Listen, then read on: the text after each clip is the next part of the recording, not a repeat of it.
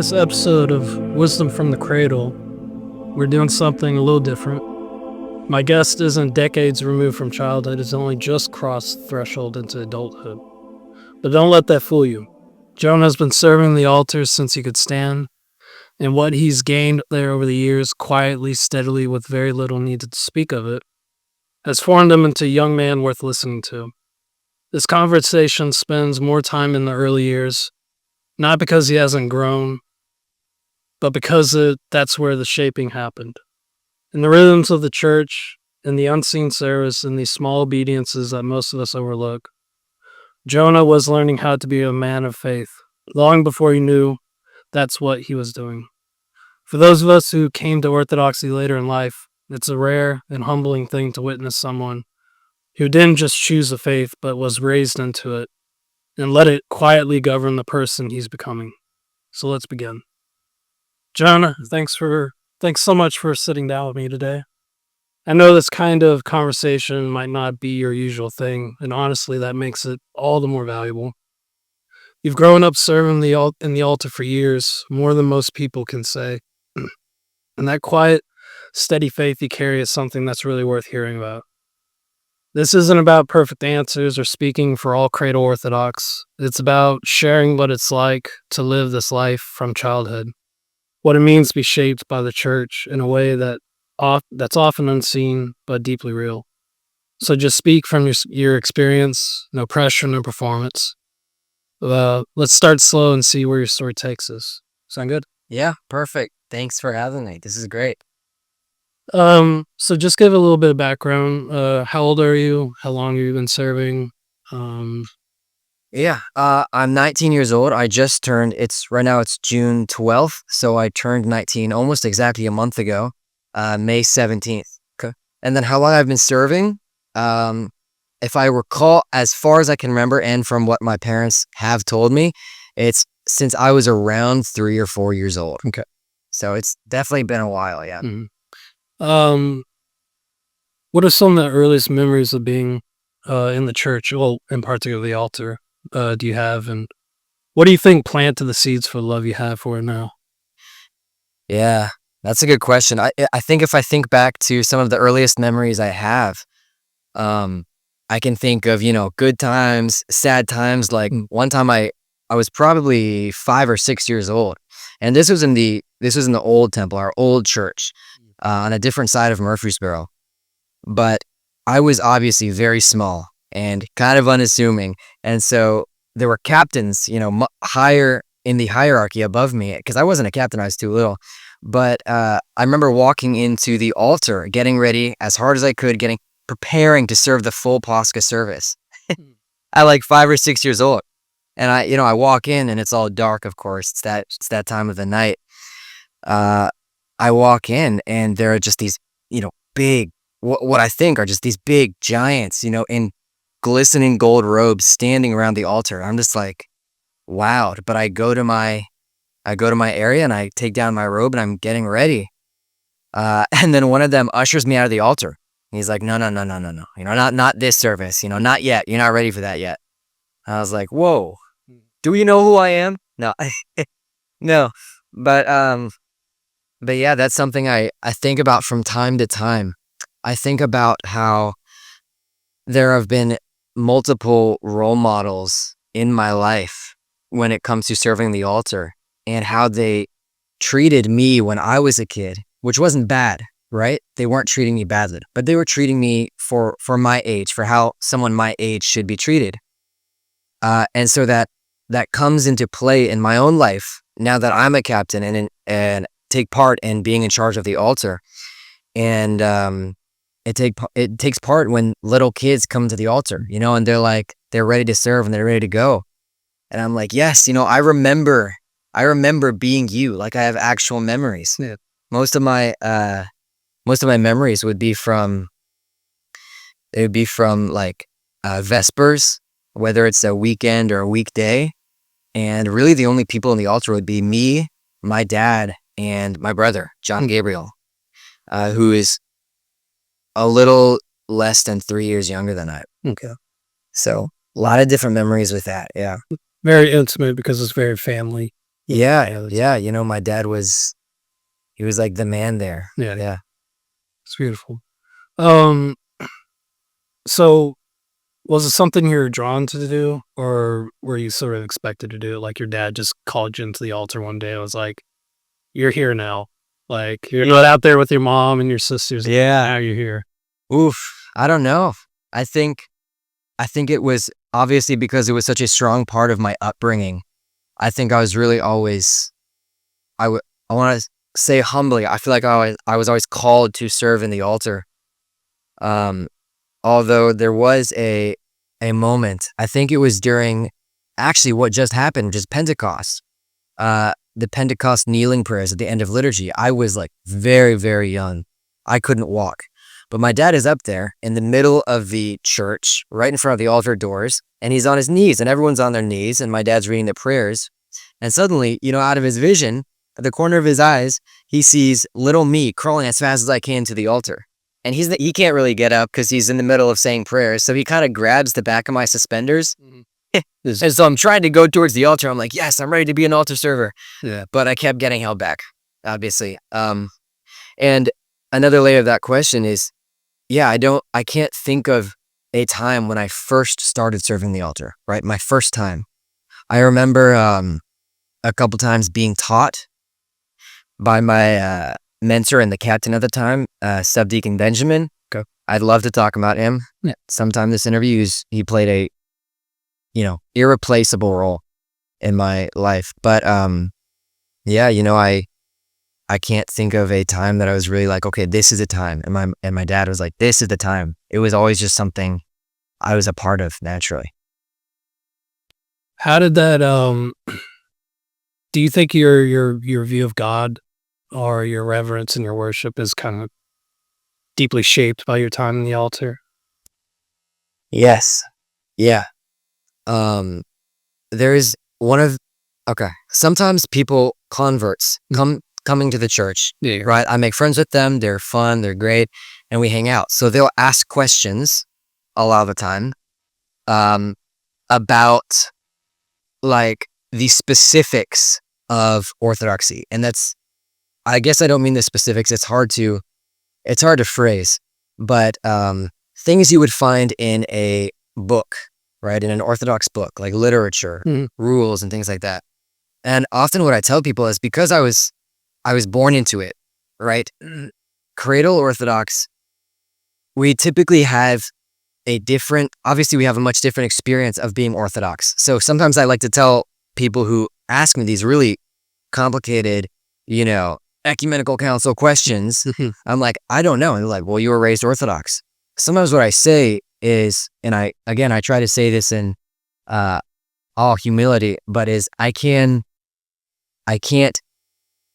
teach you Orthodoxy, right? In the sense that I can't teach you the specifics. I can't teach you all the dogmas, all the rules and everything, but I can show you how to live it. Yeah. In the sense that I am not even close to, I'm far from, right, the perfect Orthodox Christian, not even close to it.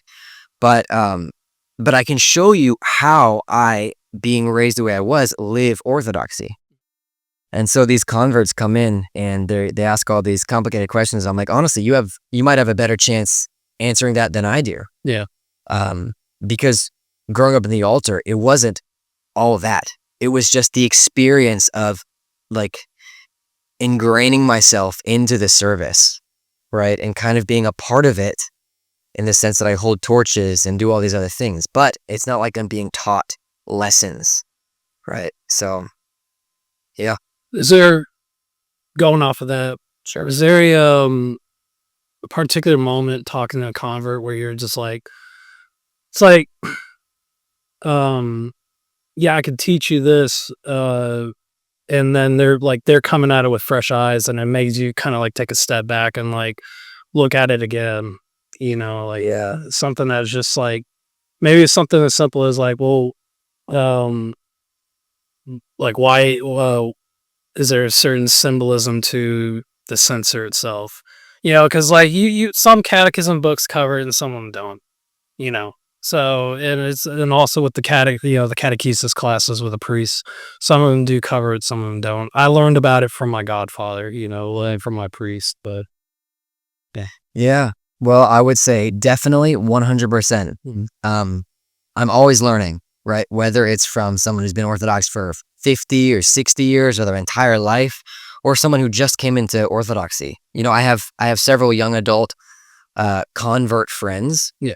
And in young adult men in particular, I have noticed, I think that's because I spend so much time with them, but when they come into the Orthodox Church, they have this thirst for like knowledge, not just the experience of being in the Orthodox Church and experiencing the services, but this thirst for, let me read all these Orthodox books by all these Orthodox saints. And so they get a lot of information that I don't get. So a lot of them ask me a question, and in all honesty, be like, I don't actually know. I haven't read many Orthodox books. I've just been attending the services since my 40 days. And on the other side of that, I have a friend of mine, my cousin actually, who has been Orthodox a little bit less than I have. I don't think he was born into the Orthodox Church. I think he was baptized when he was very young. But he hasn't been as engraved in the church as I was historically. But now he's getting that kind of thirst for knowledge, right? Where he's reading and he's figuring out things. And so sometimes he'll have a question for me, or one of his Protestant friends will have a question. And so he'll ask me that question later. And I'll be like, well, what did you tell your Protestant friends? And he's like, well, I didn't really know how to answer the question. So I kind of went with my gut said, and I told them blah, blah, blah, blah. And I'm like, you're totally right. You're totally right. You've got it exactly. And in doing that, he just gave me an answer. One of our fellow Protestant friends asked him a question when they attended the wedding service. They were like, well, why do they process 3 times in front of the altar? Yeah. And I was like, actually at a loss for words. I was like, it's always just been a part of my life, attending all these weddings and seeing this. I never really thought to question why.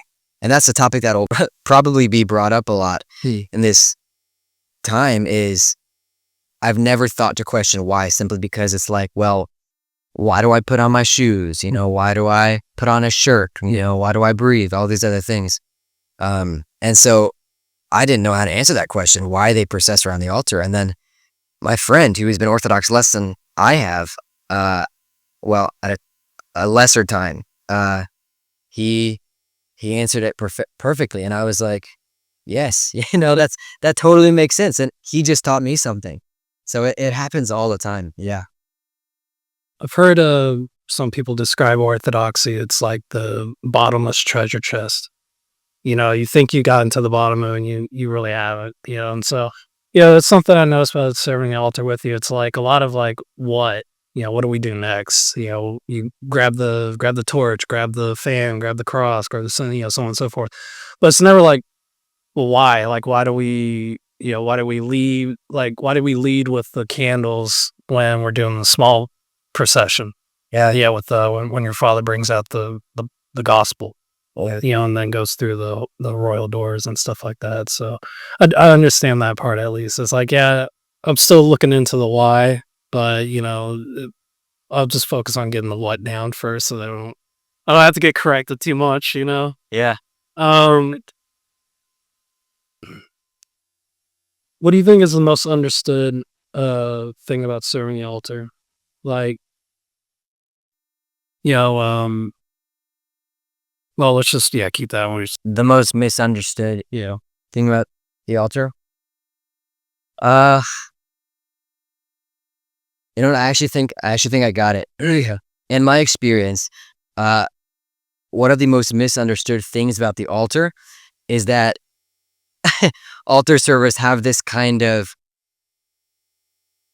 like angelic mindset or disposition when we're inside the altar, as we're supposed to, right? Ideally, we would be saints, but unfortunately it's very far from it. And a lot goes on behind the altar that people don't realize, right? Altar servers get bored. They just go through their routines. Sometimes they get confused. They're not always, paying attention to the service. And they're thinking about other things all the time. We're thinking about other things. And so, I don't know if you were here a few weeks ago when there was a mouse behind the altar. Yeah. And then like everyone heard it through my dad's microphone. He made mention of that, which is like, this may surprise you guys, but behind the holy altar, we were just joking about a mouse, so It's not like we're all just floating. yeah, exactly. We're just Cheering to let it hear. yeah, exactly. Yeah, exactly. We're just trying to do the best we can. So piggyback off like the like in regards to being bored or not paying attention.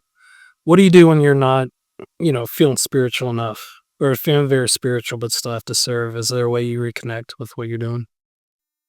Oof, that's a really good question. When you ask me that question, what I think about is, I think about what I do. But first, I want to liken serving in the altar and most anything else in the Orthodox faith to a muscle, right? If you wanna get bigger biceps, what do? Right? You do a bunch of curls. Some days you don't feel like it. Some days you're like, I hate this. This is horrible. Leg day. But you do it. Yeah, leg day. Exactly. I hate it leg day. Everyone hates leg day. But the more you do it, the stronger you get, even when you're not feeling like it. And so in my experience in the altar, right? And I'm feeling distracted, I'm feeling bored, I'm feeling like I'm not really part of the service or I'm messing up or whatever. That's not a sign, as in most things, it's not a sign to quit, right? It's not a sign to be like, okay, I need to step back. It's like no, keep serving, come consistently, right? And just like how the Jesus prayer is supposed to be a constant prayer of the heart, but you have to practice it with full attentiveness, and then over time, God will grant it to you as a gift to be a full, constant prayer of the heart. In that same way, the altar serving is just like that, right? You really have to be like, okay, this is tough, and I'm bored, and I don't necessarily want to be here, but I got to get through the service, and then I got to serve next week, and then I got to serve on Wednesday, and then Saturday, and all these other things. And the more you do it, the more like a muscle, you'll get attuned to it. And then when you're inside the altar, God willing, this will happen to me soon. When you're inside the altar and you're fully enveloped in a service, you're like, yes, this is right. And I think your mind almost always will be distracted, like, because we're humans. And until we've reached a level of saintliness and holiness where it's not going to be that way. But for now, just you got to keep at it, Yeah. Say the Jesus prayer if you need, but be attentive because you don't want to get lost in your head. Because a lot of the time, what I've seen altar servers do is perhaps they can't focus, or even on the other side, perhaps they're feeling very focused and in tune with the service, the hymns that are being sung and everything. So much so that they, they'll close their eyes and they'll just listen. But then that means they're not paying attention when they're actually needed. So you have to keep a level of calm and attentiveness to the service, but also attentiveness to, your captain and the other altar servers, because you do need to be available when you're needed. Because it's not like you can just be like, hey, over here. While your father's there at the altar doing his thing. Yeah, he can't distract you. Can't make too much noise back there. There's a lot of hand signals that go on back there that people don't realize. It's true. Yeah, that's how we communicate a lot of the time. Yeah. So speaking about prayer, do you ever pray while you're serving, or is the service itself your prayer? I keep saying that's a good question, but these are all fantastic questions. I'm not prepared for anything like this. This is awesome. I would say both. I would say if I'm feeling particularly distracted, what I'll try to focus on is the Jesus prayer, because anything more complicated than that can take my mind off of the fact that, in like 2 minutes, I have to get the censer ready, or I have to turn on the hot water, or I have to tell these guys to grab the torches. If I get, too focused on creating my own prayer.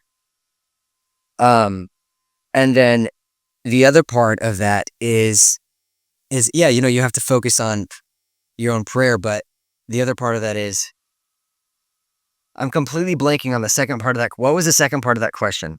Is the service itself? Yes, perfect. Yes. Okay. So if I am feeling particularly sinful or far from God, or I'm like, man, Lord, I really messed up and I really need confession, right? I don't even deserve to be in the altar. What I tell other altar servers who have come to me about that, I tell them, and what I do myself is, no. Go into the altar. Part of your repentance is serving the Lord this way. Yeah. You don't, we are supposed to keep a shy heart, but we don't shy away and hide in a dark corner, right? We go, no. This is our time. I'm going to work. I'm going to do things for the church, things for the service, and ultimately things for the Lord, right? So for me, sometimes serving the altar is an act of repentance. Like, Lord, I'm going to give you my time and helping this service move forward. Is that something you picked up over time, or is this something that was kind of passed down to you as well? I think I came across that conclusion myself, which is why it's so dangerous for me to tell other people that they should do that, because every person's story is different and every person's experience with God is different. But I think it just came to me. I think one time I can't point to a specific time, but I probably thought about it, right? I was like, I've been skipping out on serving the altar for this reason, right? For the reason I feel particularly disconnected, or like I sinned, or I need to go to confession, which is important. But why am I skipping out of serving the Lord even when I'm, even when I'm sinful? Right. And so I guess I just came to my own conclusion, which is that, well, in the way I best can, before I get confession, the best way I personally can show my true repentance to the Lord is to give him my time serving him. So that must have, I don't know. Yeah, that's just something I guess I thought about and decided for myself. It's like, yes, Lord, I'm broken and I'm fallen, but I'm not running. Yeah. That's good. Is there a moment, perhaps during a feast or Holy Week even, when you really felt the holiness of what was happening around you while serving? I would say probably everybody's favorite, Great and Holy Pascha. Oh, yeah. Right?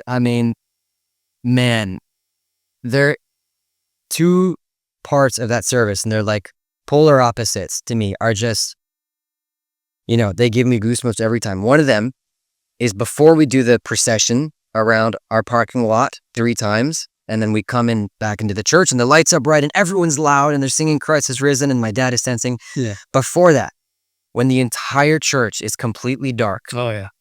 And we're standing, there's 6 altar servers, and we're standing, 3 on either side of the altar table, and it's dark, and there are no candles, and I can just barely make a cross from the other side of the altar table. I can just barely make out the shadowy faces of all my closest friends. Yeah. And there's something so intimate and personal about that, right? For me, that where I'm just like, this is the best possible place on earth we could be right now. That's how I feel. I'm like, I am exactly where I need to be. I'm in the altar, Great and Holy Pascha, and my friends, all my closest friends, are standing around me, serving the Lord the same way. So I think that is one of them. And then, of course, a slightly happier tune is when we come in and everything is bright, and we just did the procession out in the wind, and people are singing Christ is risen, and it's so joyful, right? It's almost impossible, unless you're trying not to, it's almost impossible not to feel, the holiness around you and the celebration that the angels in heaven are having. Yeah. When you get 200 something people in one room and everyone's screaming Christ has risen, like even the walls, saturated with holy. It's a different feeling, man. Let me tell you, I feel for those Protestants. Yeah. They have a good Easter, but there's nothing like it. There's nothing like Orthodox Pascha. I'll say just on my own, was this year when your father was carrying the cross. Was that Holy Friday? And when we were in the altar, he's like, "From you, sorry, come here." It's okay, and he's like, "I want you to take the censer, and you'll walk in front of me while I carry the cross." Yeah. And so I was like right there, like right with Yeah. him, and he's doing that hymn. And it's just dead quiet. Everyone's prostrating. I'm having to navigate people, but like you're really in that moment. Oh yeah. And then he puts it up, and then you and your cousin had to put the Christ icon on. Yeah, that was really intense. That was beautiful. Yeah. It's hardcore, man. Yeah, It really is. It's emotional. especially when your father hits the cross with the hammer, and it's just dead quiet. It's just like, and Yeah. I mean, you're just like, oh man, You can feel it in your bones. yeah, Yeah. It's like on that spiritual level, you're like, this is my fault, but yeah, but at the same time, it's just such a beautiful moment in Holy Week. Yeah. Was there a moment when it stopped feeling like something you were just doing and became something you just personally chose? Like, I want to keep coming back. I would say that probably happened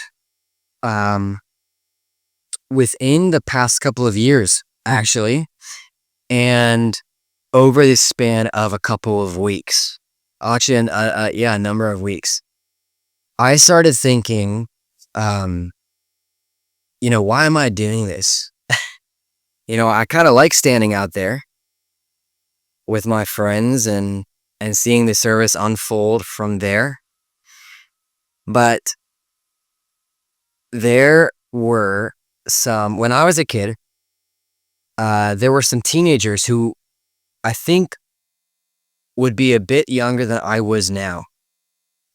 And they were like the guys. They were like the cool guys. They were how I imagine I am to little kids.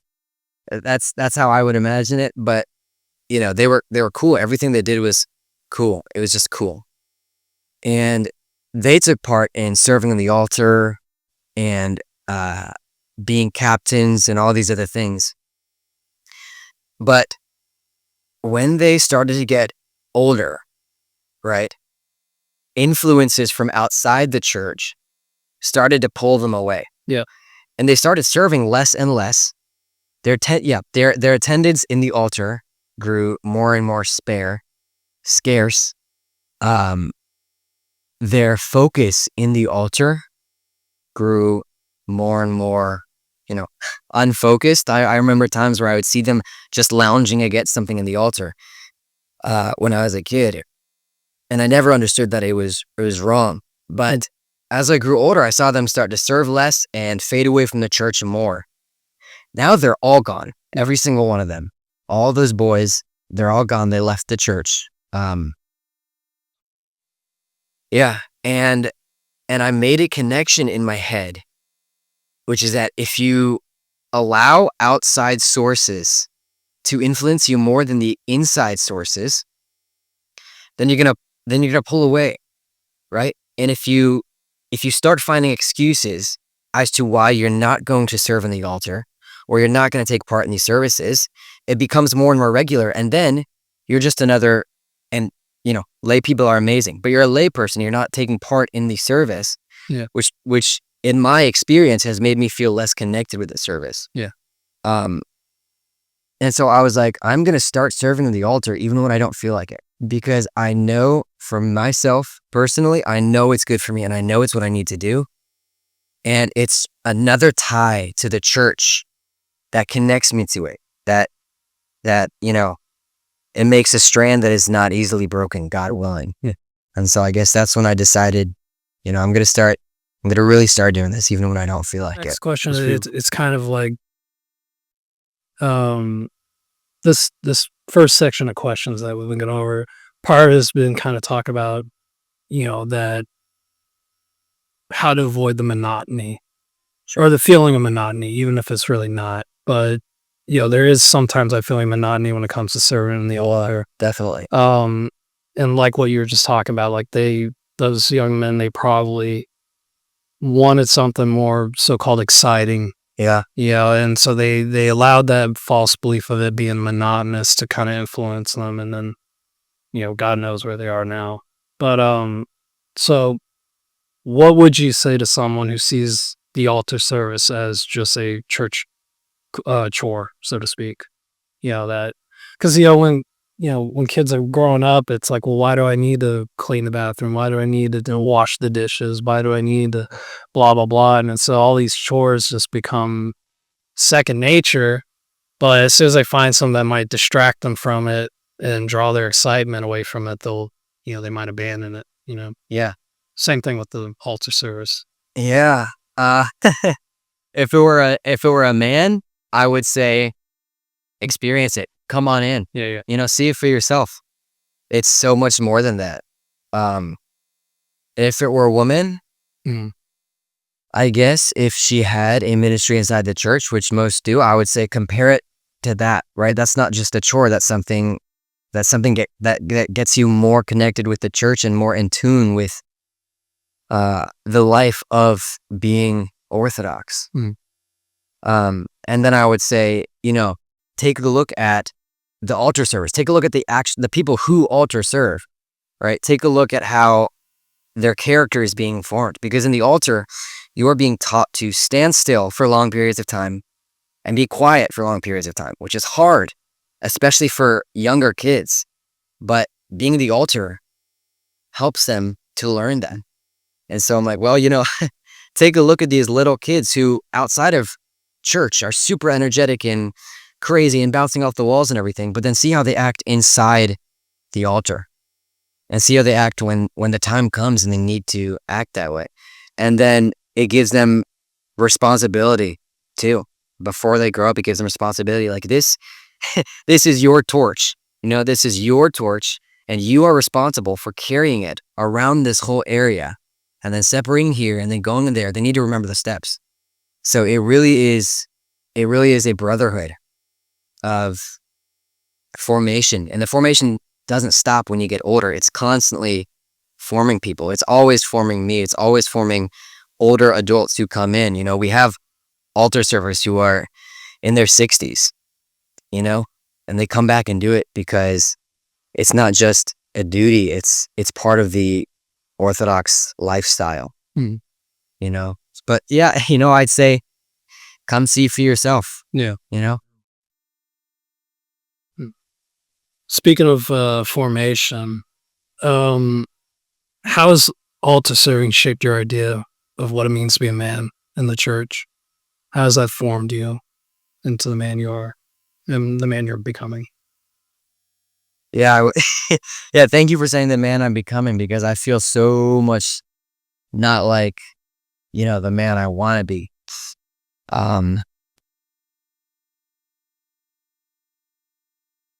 Well, if we recall when I was talking about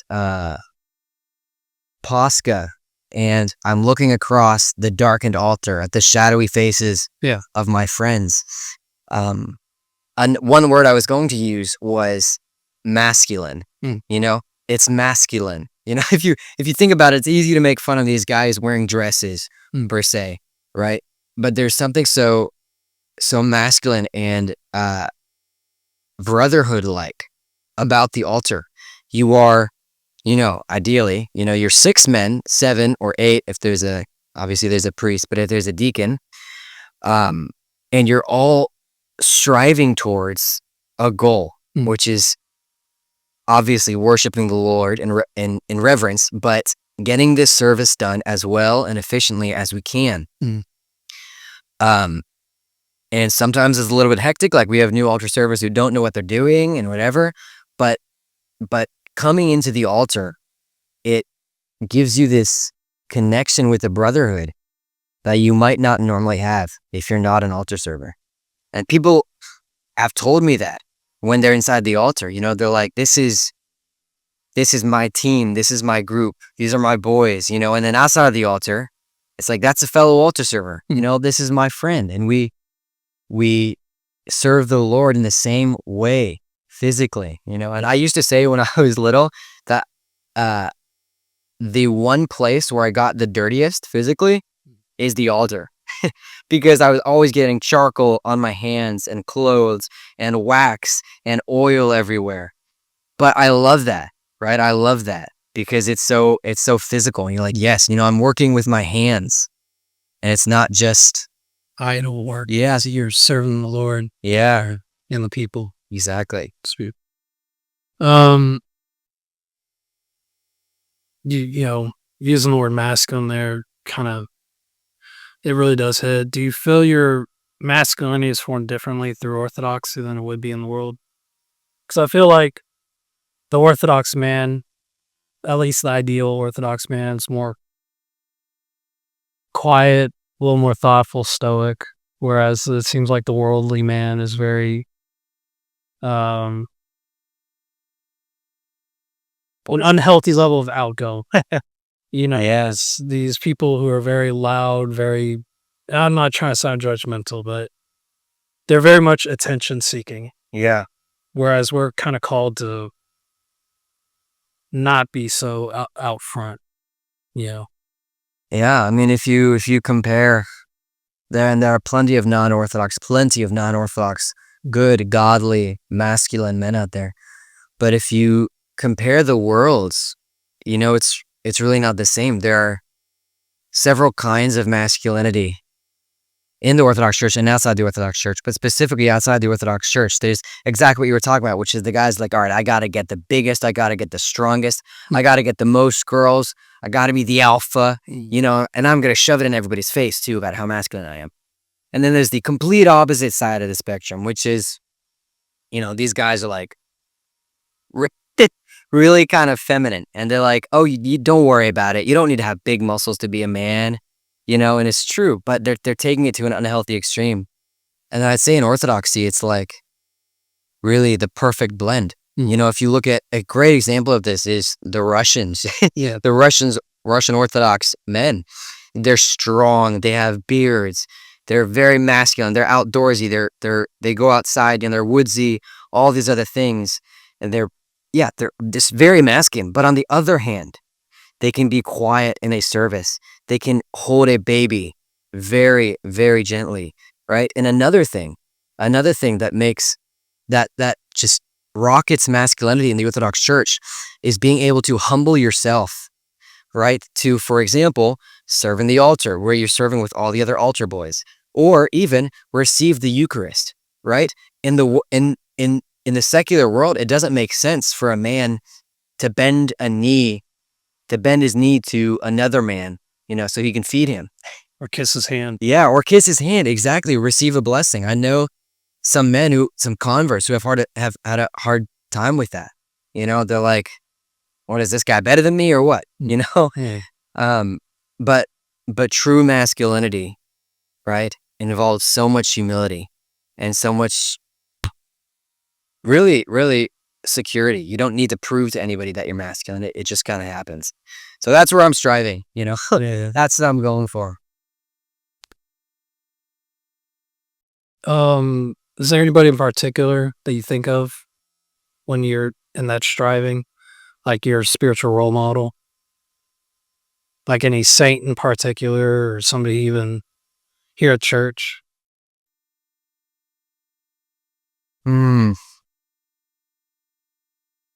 Well, I would say who I typically think of is my dad. He has boundless qualities, or boundless qualities that I would love to have. He's quiet when need be. He's stern when need be. He has a wonderful singing voice, and yet still masculine at the same time. He serves people constantly, and is still masculine at the same time. And then you have other people like Saint Euphrosynos, right? He was a cook. Yeah. And in the world, you wouldn't necessarily think of that as being a very masculine trait. Like, oh, this guy cooks, that's for the women. But we have people in our church who are fantastic cooks, and you're creating something with your hands. Yeah. And it's so godly and good and masculine. And Saint Euphrosynos isn't any less masculine than Saint Moses the Black.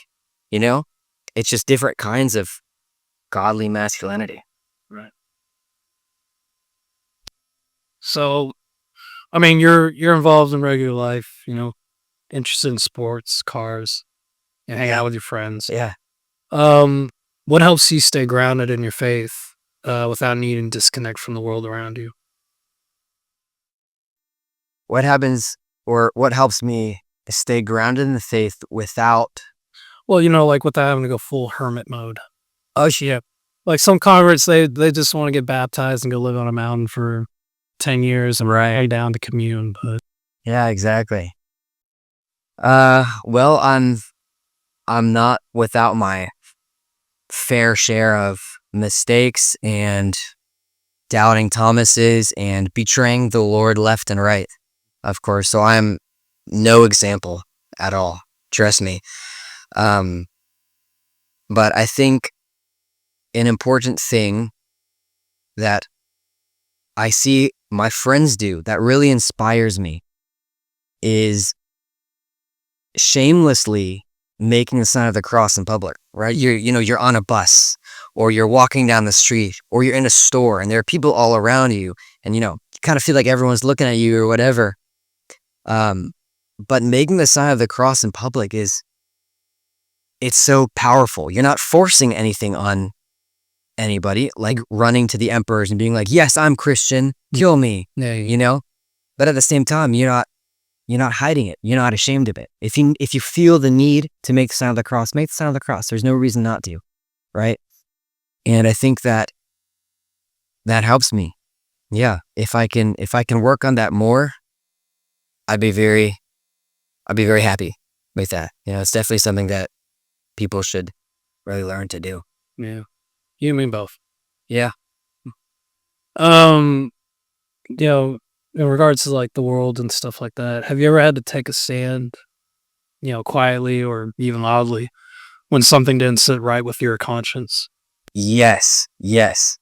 Um, but I would have to think about it. I'd have to think about that more. I know there are Mhm. some times. Well, I'll give you a very a very shallow example that I think should absolutely be taken for granted, Mm. which is it's my first semester in college, right? I was actually dual enrolling.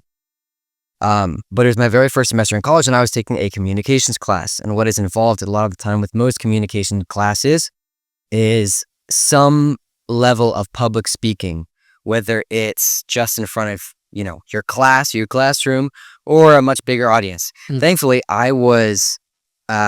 had to do a class in front of just my classroom, just the people who attended my class and my professor.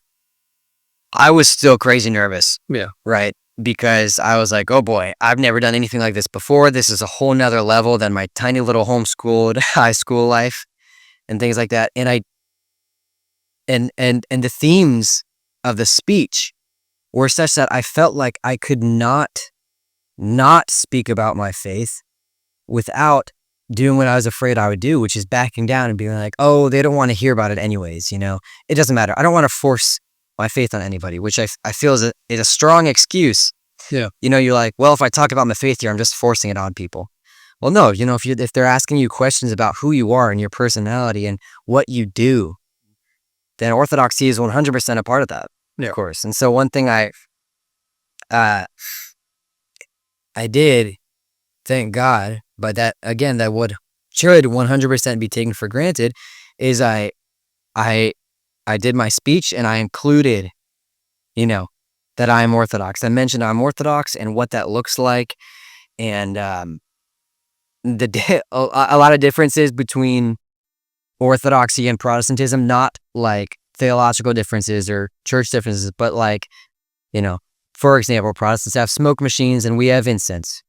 Protestants have, you name it, jeans and we have robes, Yeah. things like that. But that was tough for me to do because I felt like I was, exposing something about myself Mm. that was personal and that I might be embarrassed about, What do you think is so far, considering you're still fairly young, uh, and coming into manhood, what do you think has been the hardest thing for you so far? Like struggle from, you're viewed as a child, not only by, your own family and the church, but, by the state. And now you're really just beginning your, going into adulthood, but in particular manhood. What do you think has been your biggest struggle so far? I can absolutely tell you with 100% truth, my biggest struggle. And because it came instantly to mind, Mm. it is that I labeled myself as one particular guy with some particular ways, but one particular guy when I was younger, right? I was an idiot. I did stupid things. I embarrassed myself. I made 6 too many jokes. I did all these absurd things because I just wanted to be funny and cool Yeah. and, popular and whatever. And I did that even here in the church. And so I built up that character for myself so powerfully that now as I'm, in a stage in my life where I look back on that, I'm like, oh my gosh, I don't know how people stood me. I was actually horrible. I was mean and whatever. I think the hardest part is getting people to see me as I am now and not as I was then. It's really hard, when adults or your friends or whatever see you as this, stupid, immature kid, and you're like, whoa, whoa, whoa, I'm trying my best to get rid of that, right? I'm trying my absolute best to put that behind me and step back into this area as a new guy. Sometimes I wish I could just everyone would forget me or everyone would forget how I was back then, and I'd come into the church and make all these new friends with you guys, right? Because then I'd be able to, Hmm. people would have a fresh perspective. So it's hard, but an example of that is some parishioners who left the church, they didn't leave the church, but they moved away a number of years ago when I was still kind of in that phase, and I was friends with the man, the dad of that family. And so he comes back from time to time, and it's hard because he hasn't been here for my growing up per se. And so when he comes back, he still kind of expects me to be that way, and so he still kind of treats me that way. And it's natural, and it is what it is. But hopefully, if he keeps coming back and I keep praying and working on myself for, God's glory, then hopefully people will be able to see me, as I am now, not as I was then. So, but that's definitely the biggest struggle for me. Yeah. When trying to come into these roles. So was it in that, I don't like using the word transition phase from child to masculine, manhood? Is that when you became a captain in the altar? Yeah, well, I grew up serving in the altar. So I've always, almost as far as I can remember, I remember, messing up all the time, but almost as far as I can remember, I've always known what to do. Okay. And so we had a subdeacon Benjamin, who was completely in charge of the altar. And he was probably he was the main man other than my dad. So he knew what to do. He knew the services left and right and backwards and upside down and everything. He knew exactly what to do, when to do it, and he taught everybody else how to do that. So there wasn't really a need for many captains.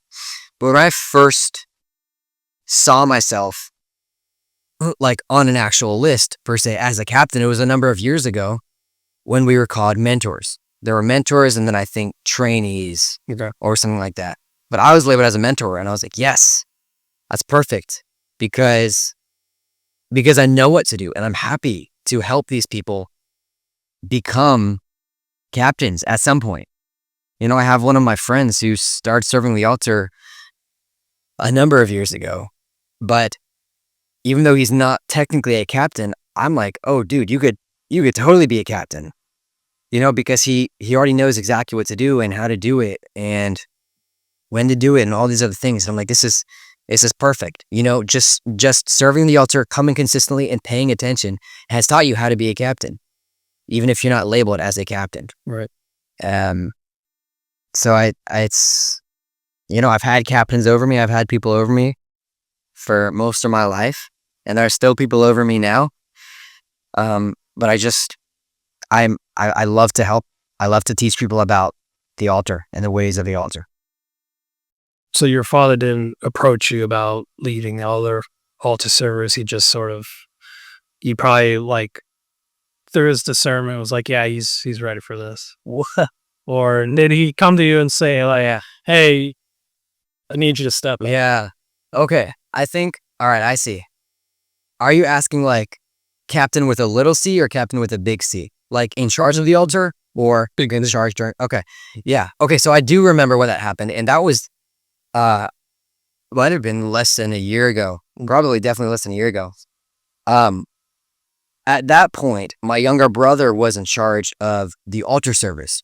And he was nailing it. He was on top of things. He was good with the kids. He was good with the older people. He was totally in charge of it. He was on top of things. However, he was impressively also part of he was in charge of the chanter stand. Yeah. And so we're like, whoa, you know, 2 jobs. that's a lot of work, even though he could balance it pretty well. So we decided to give him, and he decided to step down and be like, all right, you know, here it is, Jonah, do the best you can. I'm like, I'll do the best I can.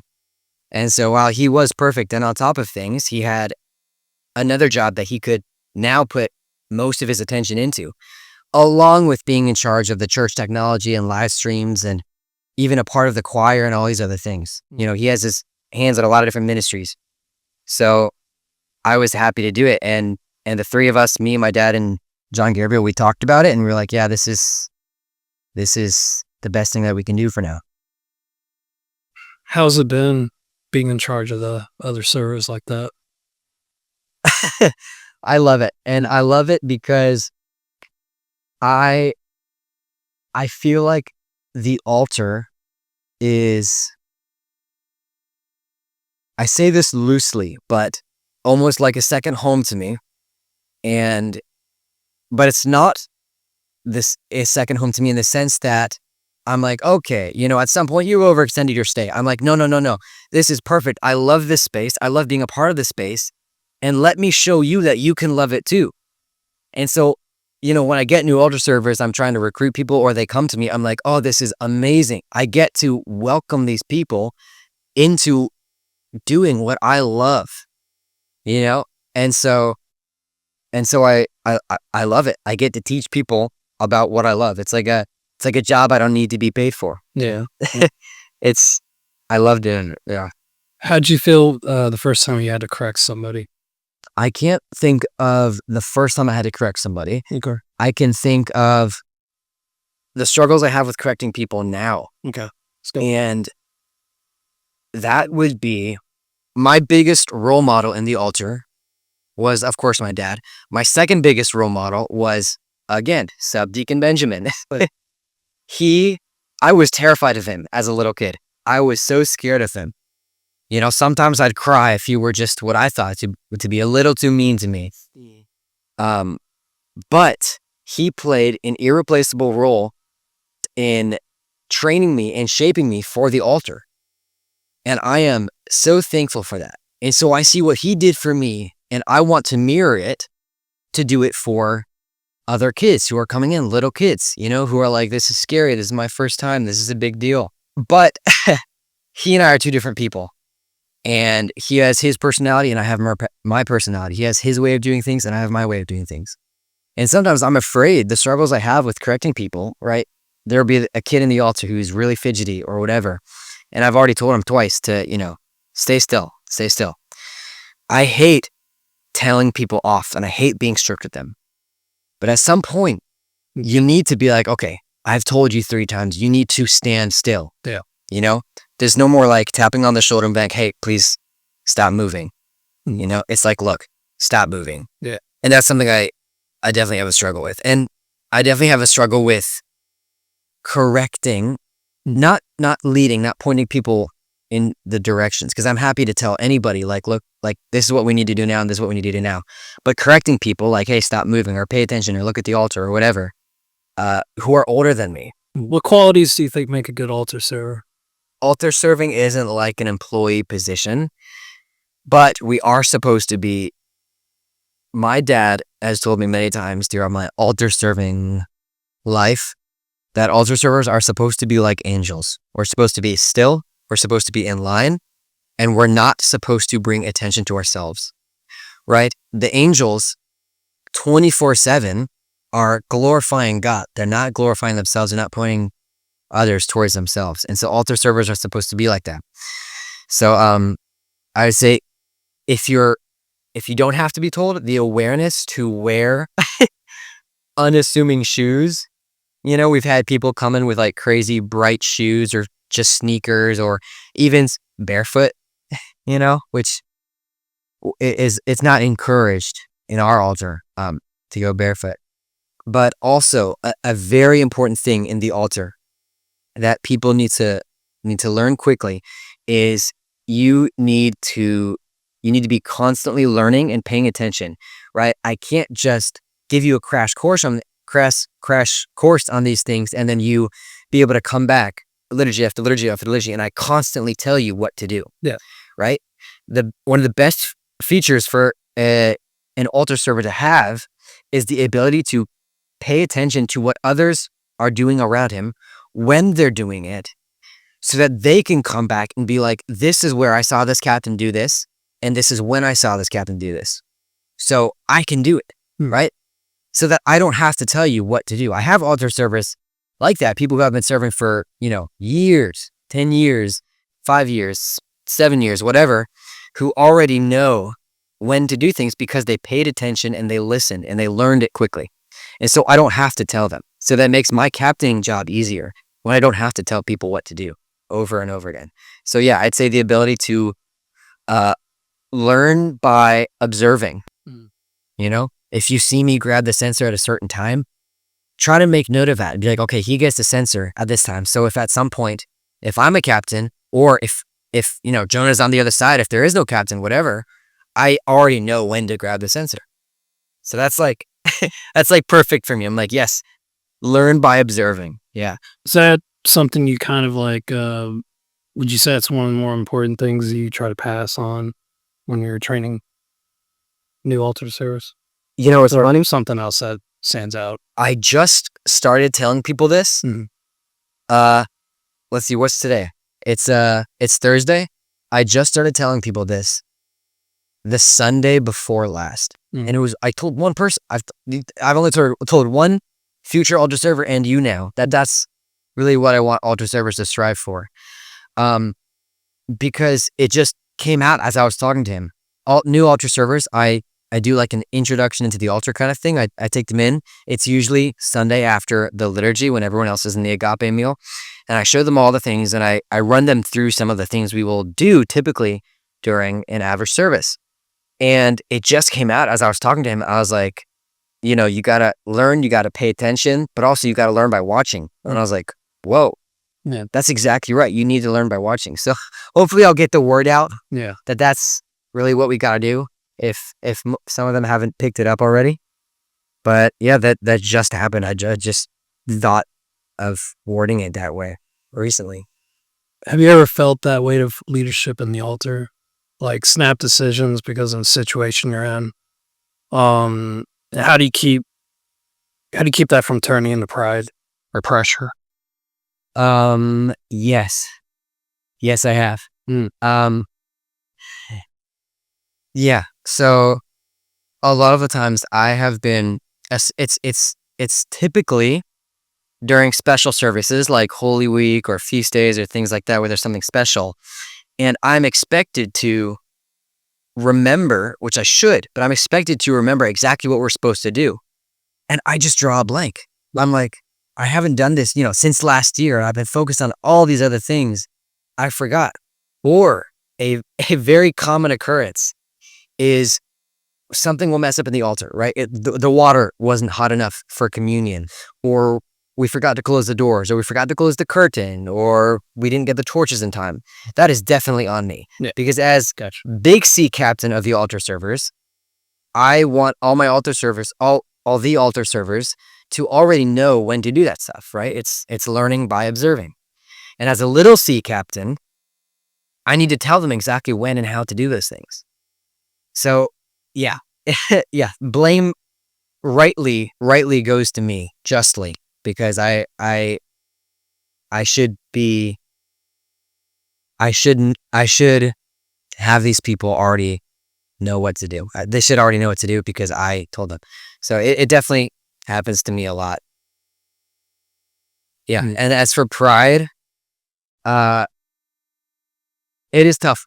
Yeah, it is tough. I think I recently, within the past couple of years, have wanted to become a subdeacon. I'm like, that would be really cool. I'd be able to help out. I'd be more, I'd be in the altar more. I'd be taking a bigger part in the services, especially when the bishop comes. However, I haven't done that because I believe that I was striving for that because of pride, because of like, I would be more recognized, right? I would look more like a clergy member. People would see me. I'd stand out more. And I'm like, no. I can't have myself take those steps to doing that when I'm still as prideful as I am. And another step I try to take is, there are many altar servers, my brother included, a couple of my friends, who already know exactly what to do in the altar, right? They're a little C captain. Yeah. And I actually haven't. We have a schedule for the week's specific groups of altar servers I'm supposed to serve, and I haven't made myself a little C captain for any of them. Yeah. And so when I go into the altar on a Sunday, typically, right, I do know exactly what to do and when to do it, and I do call shots. But there is already a little C captain there that I appointed and that I look to tell me, for example, what I'm supposed to carry during the great entrance, right? There's a captain's spot. It's to the right hand of the priest where the censer is. And that's typically not my spot when there's a little C captain there, because I have put these guys in charge and I'm letting them do it, and they can direct me as they wish. So that's what I go for. Build them up into a bit more of a leadership position themselves. Yeah, exactly. And have them get used to calling the shots. That's good. Just in case. Yeah. Are there things you've seen that frustrate or concern you in how some boys approach serving? And how do you handle that without being overly harsh or even too passive? One thing that comes to mind is not little boys, it's young adult men who come into the altar. And young adult men, we're like very we feel your young adult life is when you feel the most invincible, when you feel the most unstoppable, typically when you feel the most like, I know what I'm doing here. Yeah. You have that kind of feel. So they come into the altar, first time in the altar, and I'm like kind of surprised about how nonchalant they're acting. And so I try to instill in them, I'm like, look, this is an incredibly holy space. This is the holiest space you can be in when you're in the church. And so you have to act that way. However, typically, during some services, young adult guys are, laughing or making jokes. And I'm like, yo, this isn't the time for that. This isn't the place for that. And it is. And teens too. But really it is a lot of the time, young adult men, they don't have that reverence. I think part of it, for little kids, their reverence per se comes out of fear, afraid of messing up, afraid of screwing things up. For teens, probably some of the same. But young adults are typically more comfortable in their own skin. And so that helps them be like, I got this, don't worry about it. When somebody's getting a little too out of line, do you just take them off to the side and be like, hey man, remember where you're at? Or do you kind of like leave that to your father? Oof, that's a good question, because I actually can't think of a time when I've had to do that. That's good. I don't necessarily take them off to the side. The little kids, I have before. And I'm like, you got to calm down. Sometimes if kids are really fidgety, it could be for whatever reason, right? It could be for whatever reason. But if you give them a little ball of wax, they'll be able to, squish it around and shape it in their hands, and it helps them. Their fingers will be moving a little bit, but their bodies will be much less energetic because they're focusing on something. Um, but yeah, you experienced it firsthand with my dad. That's like his Yeah. call to attention is a snap. He does it all the time. And back to one of the original questions about how I feel the pressure of being in charge is I definitely feel that as a hit to myself when one of the altar service gets corrected. I'm like, they should know better because I know better. Yeah. I'm in charge of forming these guys. I need to be in charge of making sure they stay attentive. So I feel that hit for sure. Speaking of the children, do you think there's a right age to begin serving, or is it more about maturity? Well, my younger brother started serving at the age of 2, and I wouldn't recommend that young for a couple of reasons. Number one, we've had kids much older than him, than 2 years of age, who have peed themselves in the altar. Oh, Yeah, or thrown up or passed out. I think I started serving so young, and my brother started serving so young because we as priest kids, we were, and coming from living so close to the church, we were expected to attend every service. And my parents brought us to every single service, which I think is one of the best things in the world you could do for your kid, is bring them to every single service, because so many families get used to coming routinely on the weekends. Yeah. Which I think is a if you're far away, that's perfect. Come as much as you can. But if you're able to come on the weekdays, do it. Let's do it. Come on, get it going. And it'll get the kids, however young they are, used to being in the church and being still and being attentive. And so there are kids, younger kids, I would trust more to serve in the altar than older kids or even teens, because of the way they've been ingrained into the life of the church. So I wouldn't say there's a particular age. We used to have this rule in the old church when I was a kid.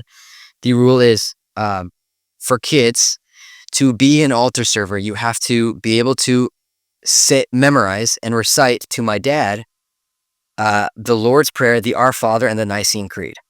So old enough to be able to, say that purely from memory.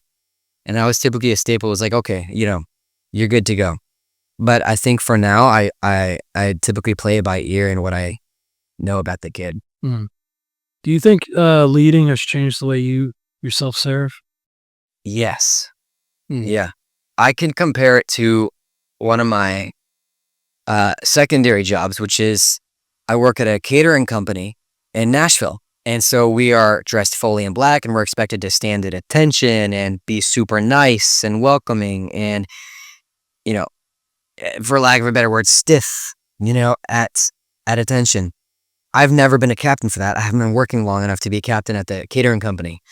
But as someone who isn't a face of the company per se, I feel completely comfortable lounging against the wall or talking to, the guy next to me or whatever, and just being more comfortable than I should be. But in the altar, it's different because I am the captain of the altar servers. So in a very, very, very small sense, I am part of the face of the altar servers. And so in the altar, I'm expected to act ideally. And so I definitely feel that when I'm serving the altar, and I'm like, I'm supposed to be in charge. These, especially little kids, little kids are influenced so easily by older kids. And so as an older kid, I'm like, this is my job to show them how to act and how to be still on the altar. And it's something I do with relative ease, although I get super tired all the time, but it's just standing still in the altar for long periods of time. And that's because of how regularly I came to church and how early I started serving. And so I definitely have that advantage that other kids don't have, but it can be trained. So, Yeah. Until I get some wonder kid serving at the age of 2, like my little brother, I'll try to train them as best I can. Yeah. What kind of relationship do you think altar servers should have with their priest or their deacon? Well, altar servers see a slightly different side of the priest or deacon than people outside of the altar do. And, they see mess ups, they see a lot of the time a more human side of the priest, because the priest is also there to serve God. He's like one of the workers there, just a lot higher up than us. But other than that, I would say, the priest shouldn't favor an altar server over, a lay kid, Yeah. over a kid who doesn't serve on the altar, Right. right? Because it's not what we do. We don't pick favorites, and so I'd say just as close as a relationship as all the rest of the people have. So you've mentioned Subdeacon Benjamin quite a bit. Yeah. And I could tell he's had quite an influence on you, not only as your role as a altar server, but even as a young man. So let's get into him. Sure. Tell me about him.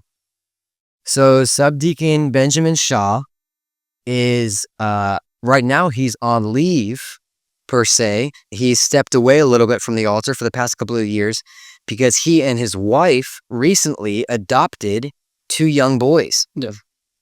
Which is wonderful, right? It's amazing. I do miss him very much because as long as I can remember, he was there. He would attend every single service. He would serve almost every single service when he wasn't at the changer stand. And he was in charge of every single service, really. He was part of the very little group that started St. Elizabeth's. And so he was really the first altar server captain. He's been here since day one. Wow. And I was always terrified of him as a little kid because he was strict and he was stern. But he never failed to remind you that he loved you and that you were, that he wasn't trying to be scary. I remember times when he would snap at me because I wasn't paying attention or because I was doing something I shouldn't be, or I was talking to somebody in the altar or something. And he would snap at me or pull me aside and talk to me about how still I would have to be. And then, he'd give me a hug and be like, sorry, buddy, I love you. This is just important. And I was always terrified of him anyways, because I hated being snapped at. But it's something that he instilled in me a reverence for the altar. And one of the most important things he did for me is he gave me he showed me the sense, he showed me how important it is to do things right in the altar. He took serving very literally. He wasn't one to stand there and let the hymns wash over him and close his eyes. He was like, this is my job and I will do this right while glorifying God. And this is how I glorify God. I'm going to do this to the fullest extent. And he would do things right. And he would make sure everybody knew what they were doing.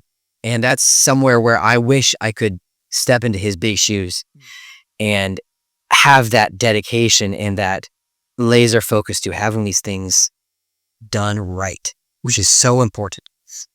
God willing, I'll get there one day, but yeah, he was wonderful. He took altar serving so seriously. The altar was a much better place with him in it.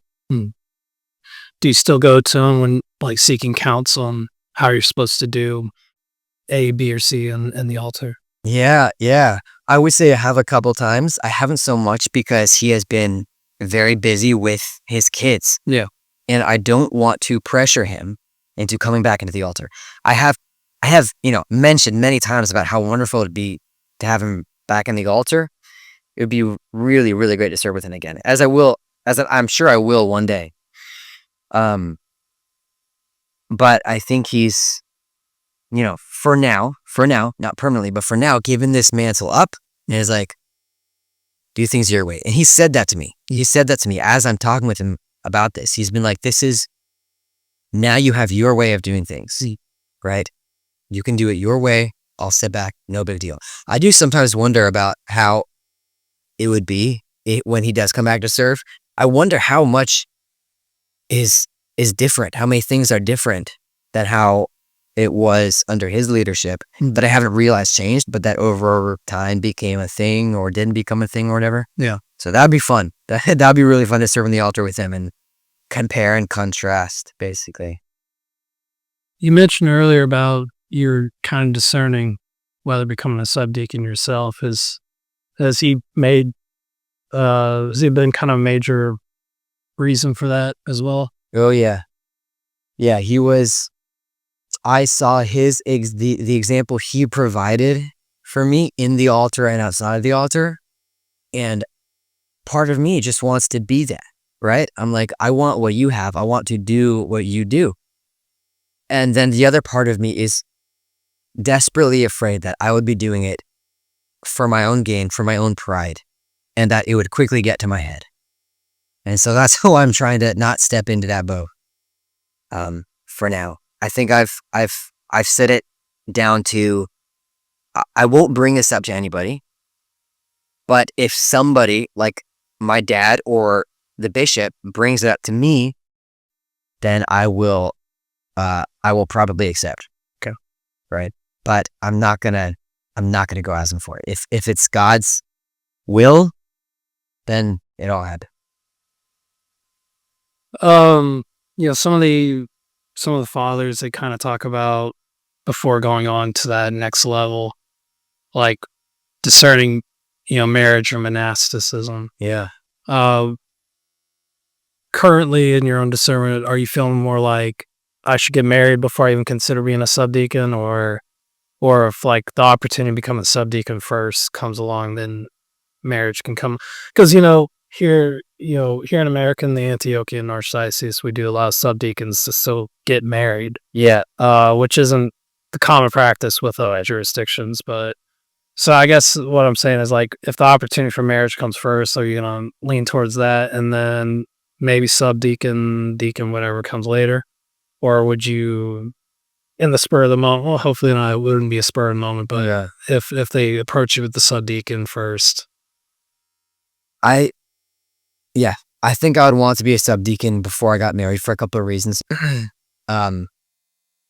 Number one, young men before they're married think about themselves so much, typically, because they're thinking about, am I presentable enough to have girls be attracted to me, or for this girl to like me, or whatever. And that goes even, well into your 20s, even further than that if you're still not married by then, right? You're still thinking about how you can arrange yourself to be desirable to some extent. And I think if I were not married, it would be tough. If I were a subdeacon and then got married soon after that, that would be ideal. But yeah, I also don't want to become a subdeacon because I feel like I could easily use that, right? To get it cool Orthodox chick, Yeah. So I don't want that to be also part of the reason that she would fall in love with me. And I don't want to wait until I am married for that to be an option for me to become a subdeacon, because when you get married and start having kids, it's very easy to be distracted, right? And have excuses. You're like, well, I'm married now, I have kids. There's no reason for me to become a subdeacon. It's more work, it's more whatever. But if you're a subdeacon and then you get married, it's different. You're like, the subdiaconate, was ingrained into my life. It became a regular part of my life before I got married, and now marriage is becoming a regular part of my life as well, because it has to. But if you're married and you become so enveloped in your marriage that the subdiaconate,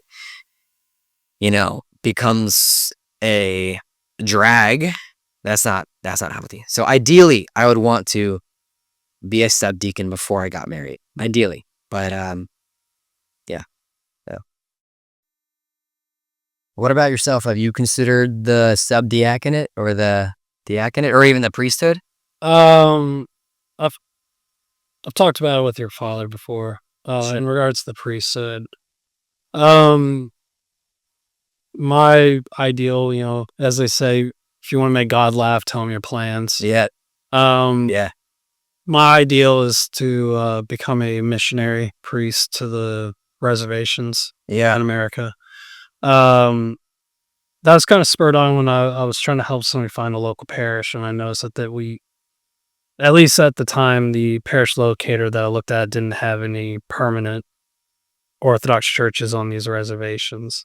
I know there's some outreach programs, and some people are able to go out, but I would like to be more of a kind of a mobile missionary, kind of off of the model of Saint Innocent of Alaska. Yeah. He had his main base on the, so to speak, main parish, and then whenever it was warm enough to leave that island, he went out to the various villages and settlements and forts and served the people and did all that until weather, the seasons change, and then you would go back.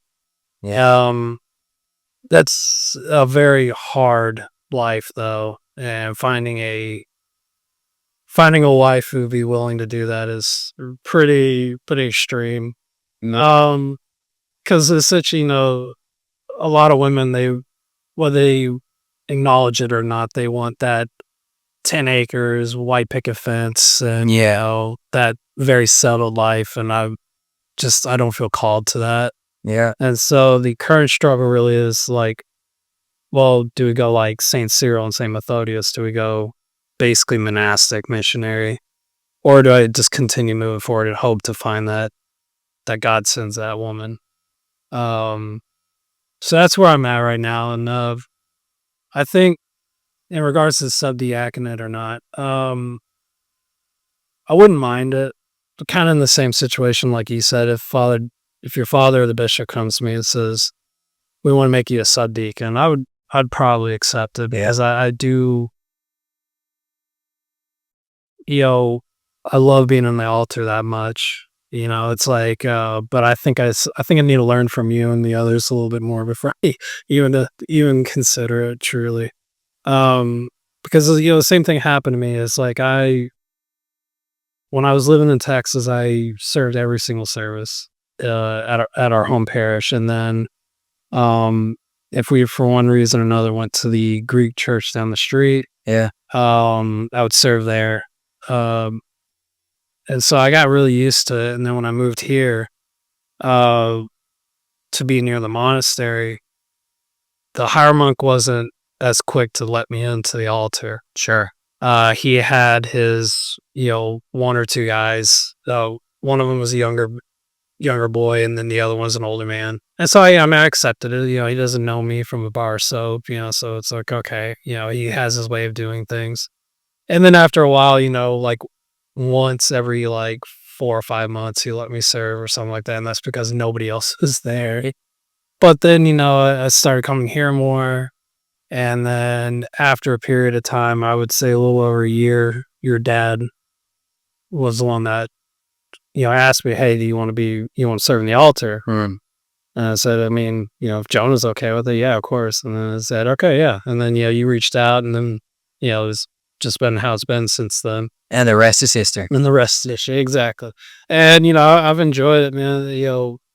Every service that I've, especially during Holy Week, where I was basically able to serve almost every service, was probably one of my favorite weeks.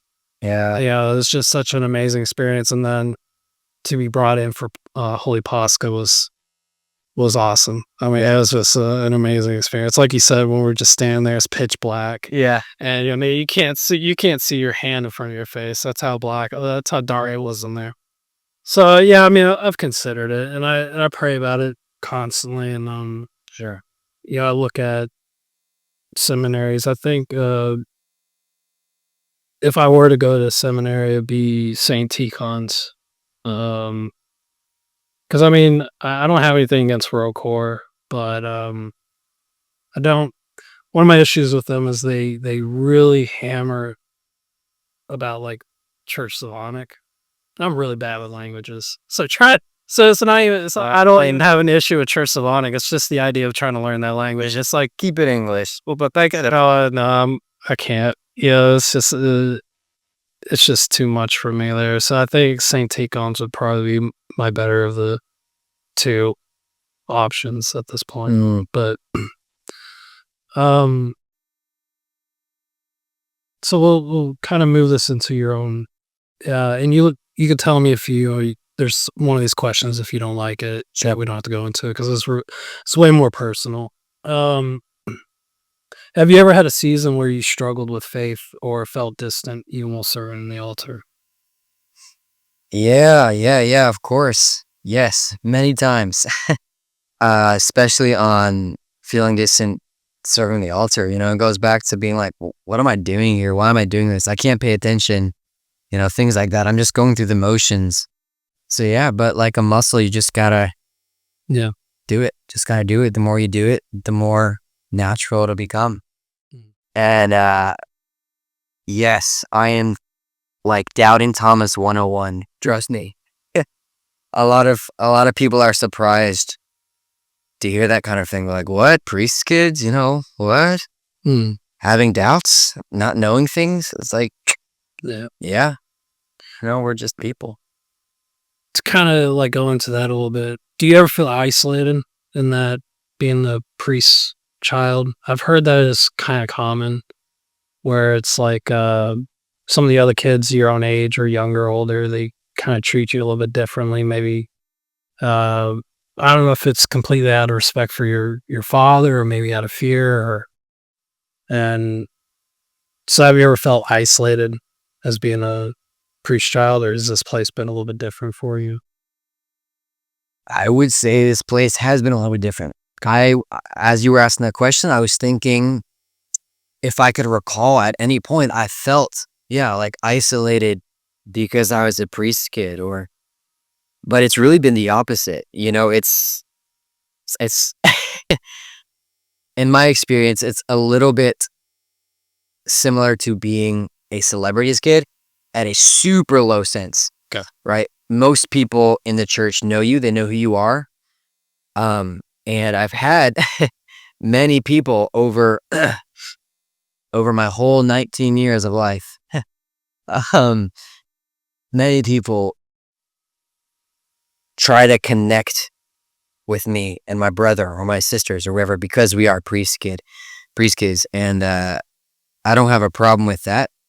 There's no problem with that. But yeah, I've never felt isolated or different. But being the priest kid and being at church so often and playing important roles, I do get recognized twice now. I have been recognized by people I have never seen in my entire life. One of them, these two friends were talking at a bus stop, and one of them sneezed, and I said, God bless you. And he went, thanks. Are you Catholic? I went, no, I'm Orthodox. And his friend spoke up, was like, you go to St. Elizabeth's, right? I was like, what? How do you know that? Yeah. He's like, oh, I visited, a couple years ago. I was like, what?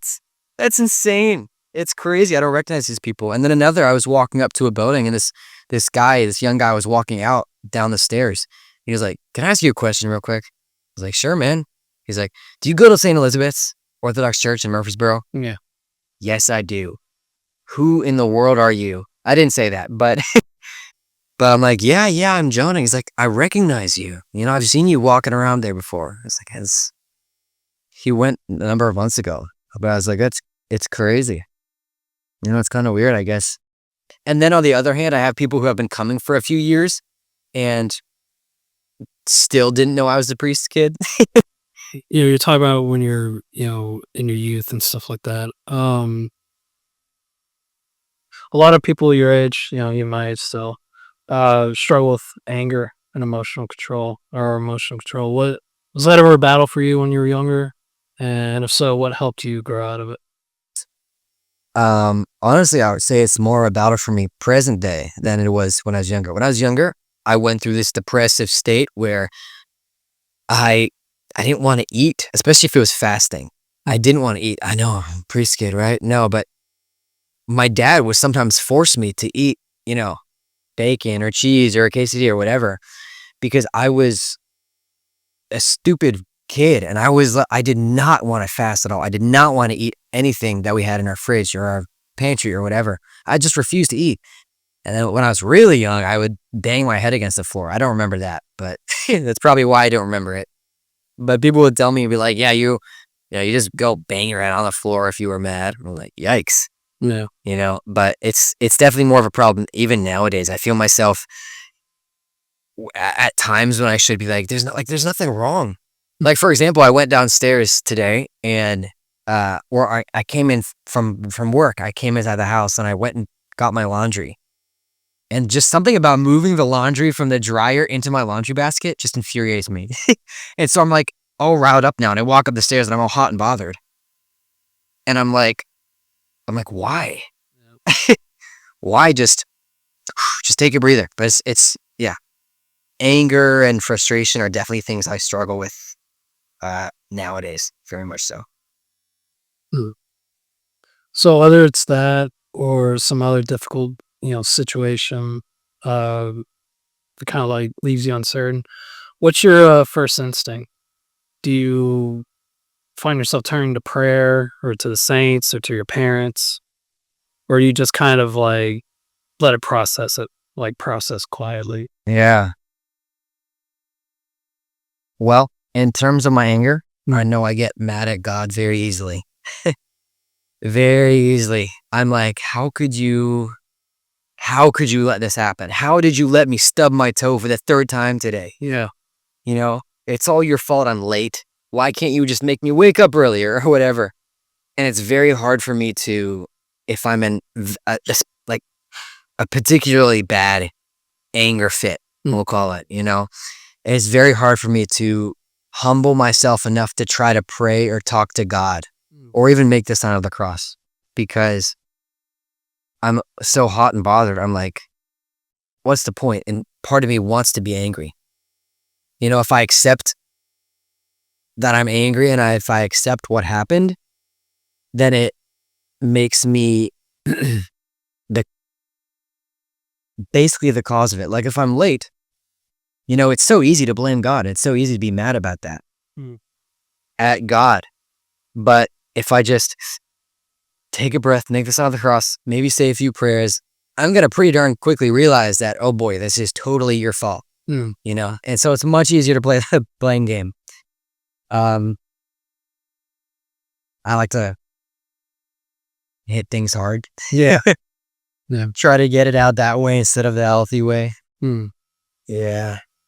It's common for us, for men in particular. Yeah. That was my go-to growing up as well. Thankfully, never put any holes in any walls, but yeah, if I really wanted to, I I'm sure. put a tiny little dent in one of ours. Yeah. Barely can see it, but I felt so proud of myself. I was like, yeah, that's the closest to a hole I'll get. It was just a little. Let it in there, Lord. I don't want to be that. Yeah. How do your friends outside the church view your faith? Do they ever notice something different about how you live or handle things? Up until a couple of years ago, I really wouldn't say I had friends outside of the church, but I joined a soccer team and they are Protestants. And so they do things a bit differently, obviously, but they see me make the sign of the cross. Probably all of them have seen me make the sign of the cross at some point. They see me wear a cross for sure, an Orthodox cross, right? Not just a simple one bar. I guess there's a line and then a bar. And then a couple of my closer friends know that I fast on Wednesdays and Fridays, and sometimes for a long period of time. Yeah. They know that I go to church the way I do. They know I go to church as often as I do, and they've even attended, some of the services we've had. Like a couple of my soccer friends have come to services or they've come to events that the church has hosted that's been at the church. So they're a little bit more familiar with it than some of my other friends who don't quite understand it. But a, a benefit to me being a priest's kid is most of my friends are Orthodox.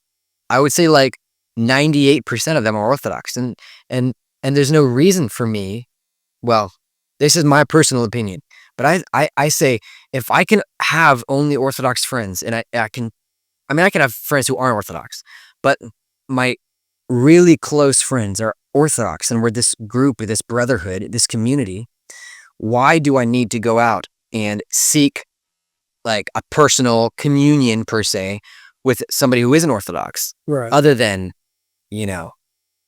convert, come, come see what's up. But it's definitely a benefit I have is most of my friends are Orthodox, so that most of them understand, first base, exactly what we're going for and what we're doing here.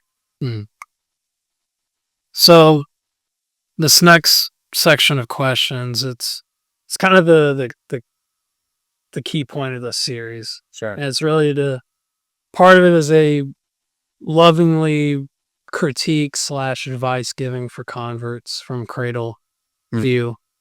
Because a lot of it came from this discussion I had with the higher monk one time. He said converts need to try to spend more time with cradles for our own benefit, because how are you going to have an Orthodox culture when you isolate yourself amongst other converts? And so your family isn't historically Orthodox. You and your siblings are kind of like the first generation of cradles.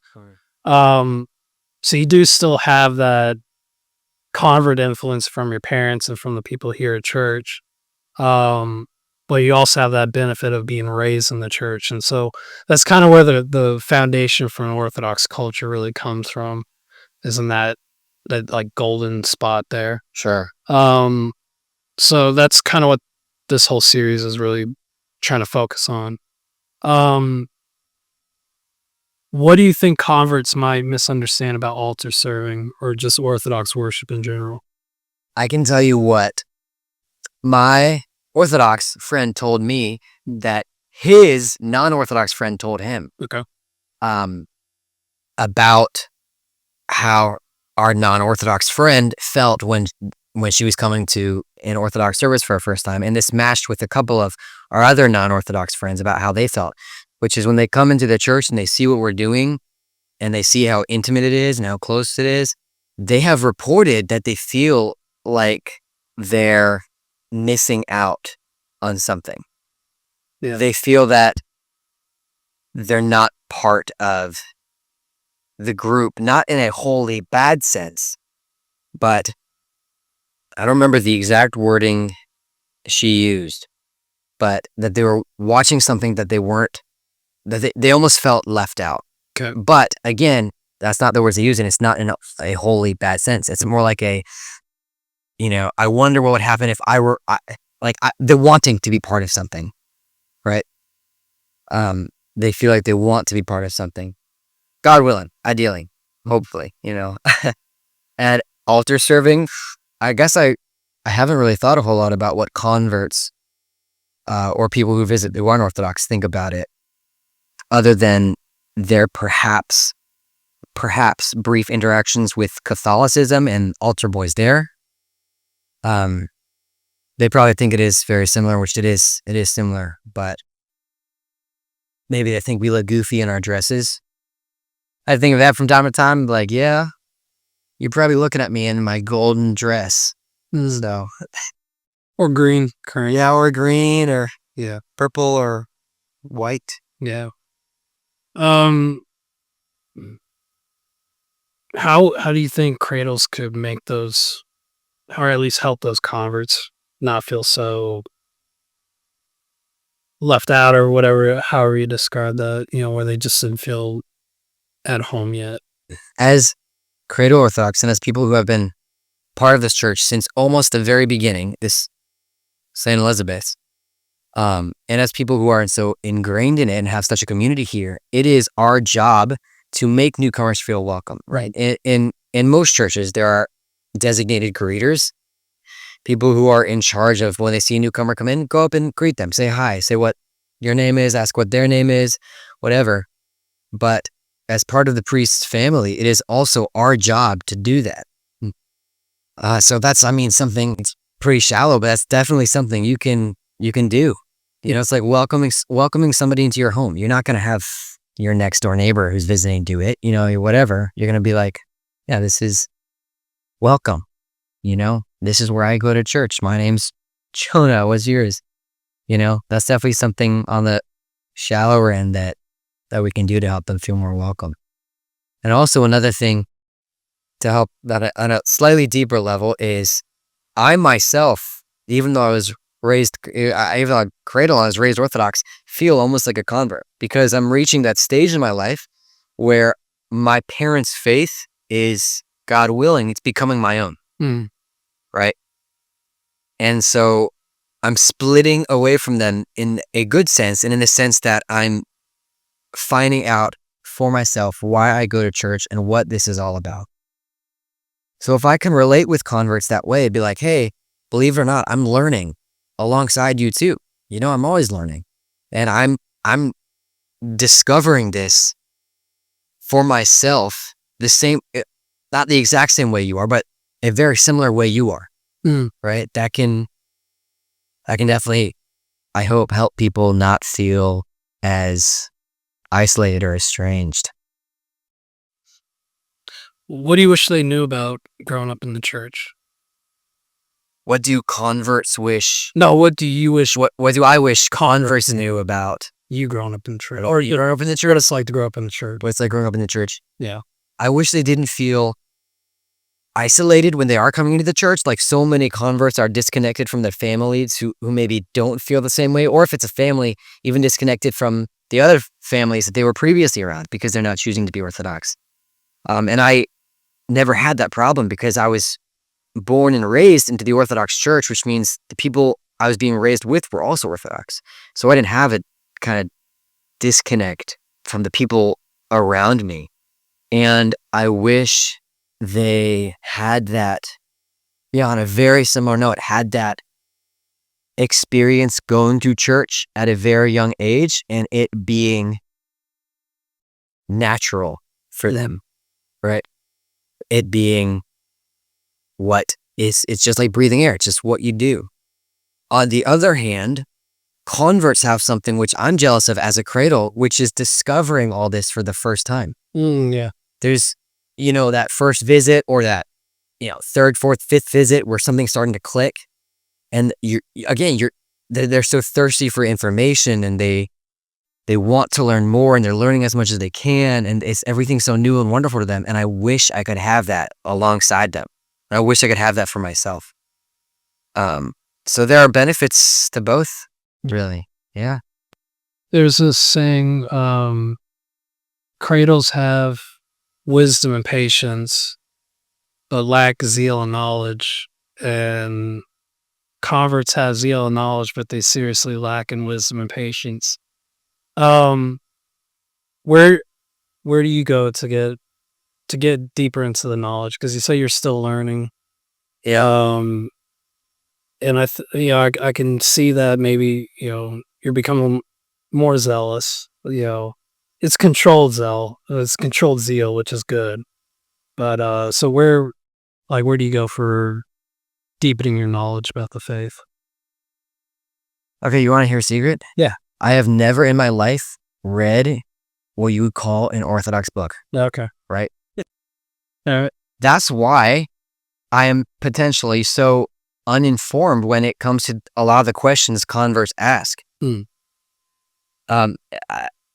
If I have a question or if a convert asks me a question, a lot of the time I can answer it from my own experience or from what people have told me, like the priest or my dad or whatever.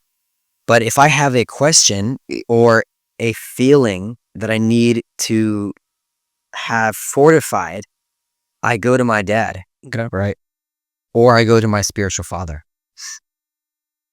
That's what I do. I'm definitely getting more interested in reading Orthodox books, but you got to start small. It's hard to open up some random Orthodox book and just fall asleep reading it. Yeah, I have to find what's right for me in the beginning, what's right to start with, and then go from there. Okay. If a convert asks you, what's something Cradle Orthodox people understand that we don't yet, what would you say? What's something Cradle Orthodox people understand that converts don't understand yet? If you want me to expand on it, I could say whether it's something about spirituality, whether it's about Orthodox praxis, whether it's about, the day-to-day life. My own experience, especially with converts who are online heavily, they really, and I don't blame them for this, and I don't think it's entirely wrong, but they really, really hyper focus on theology more than the lived experiences of the church.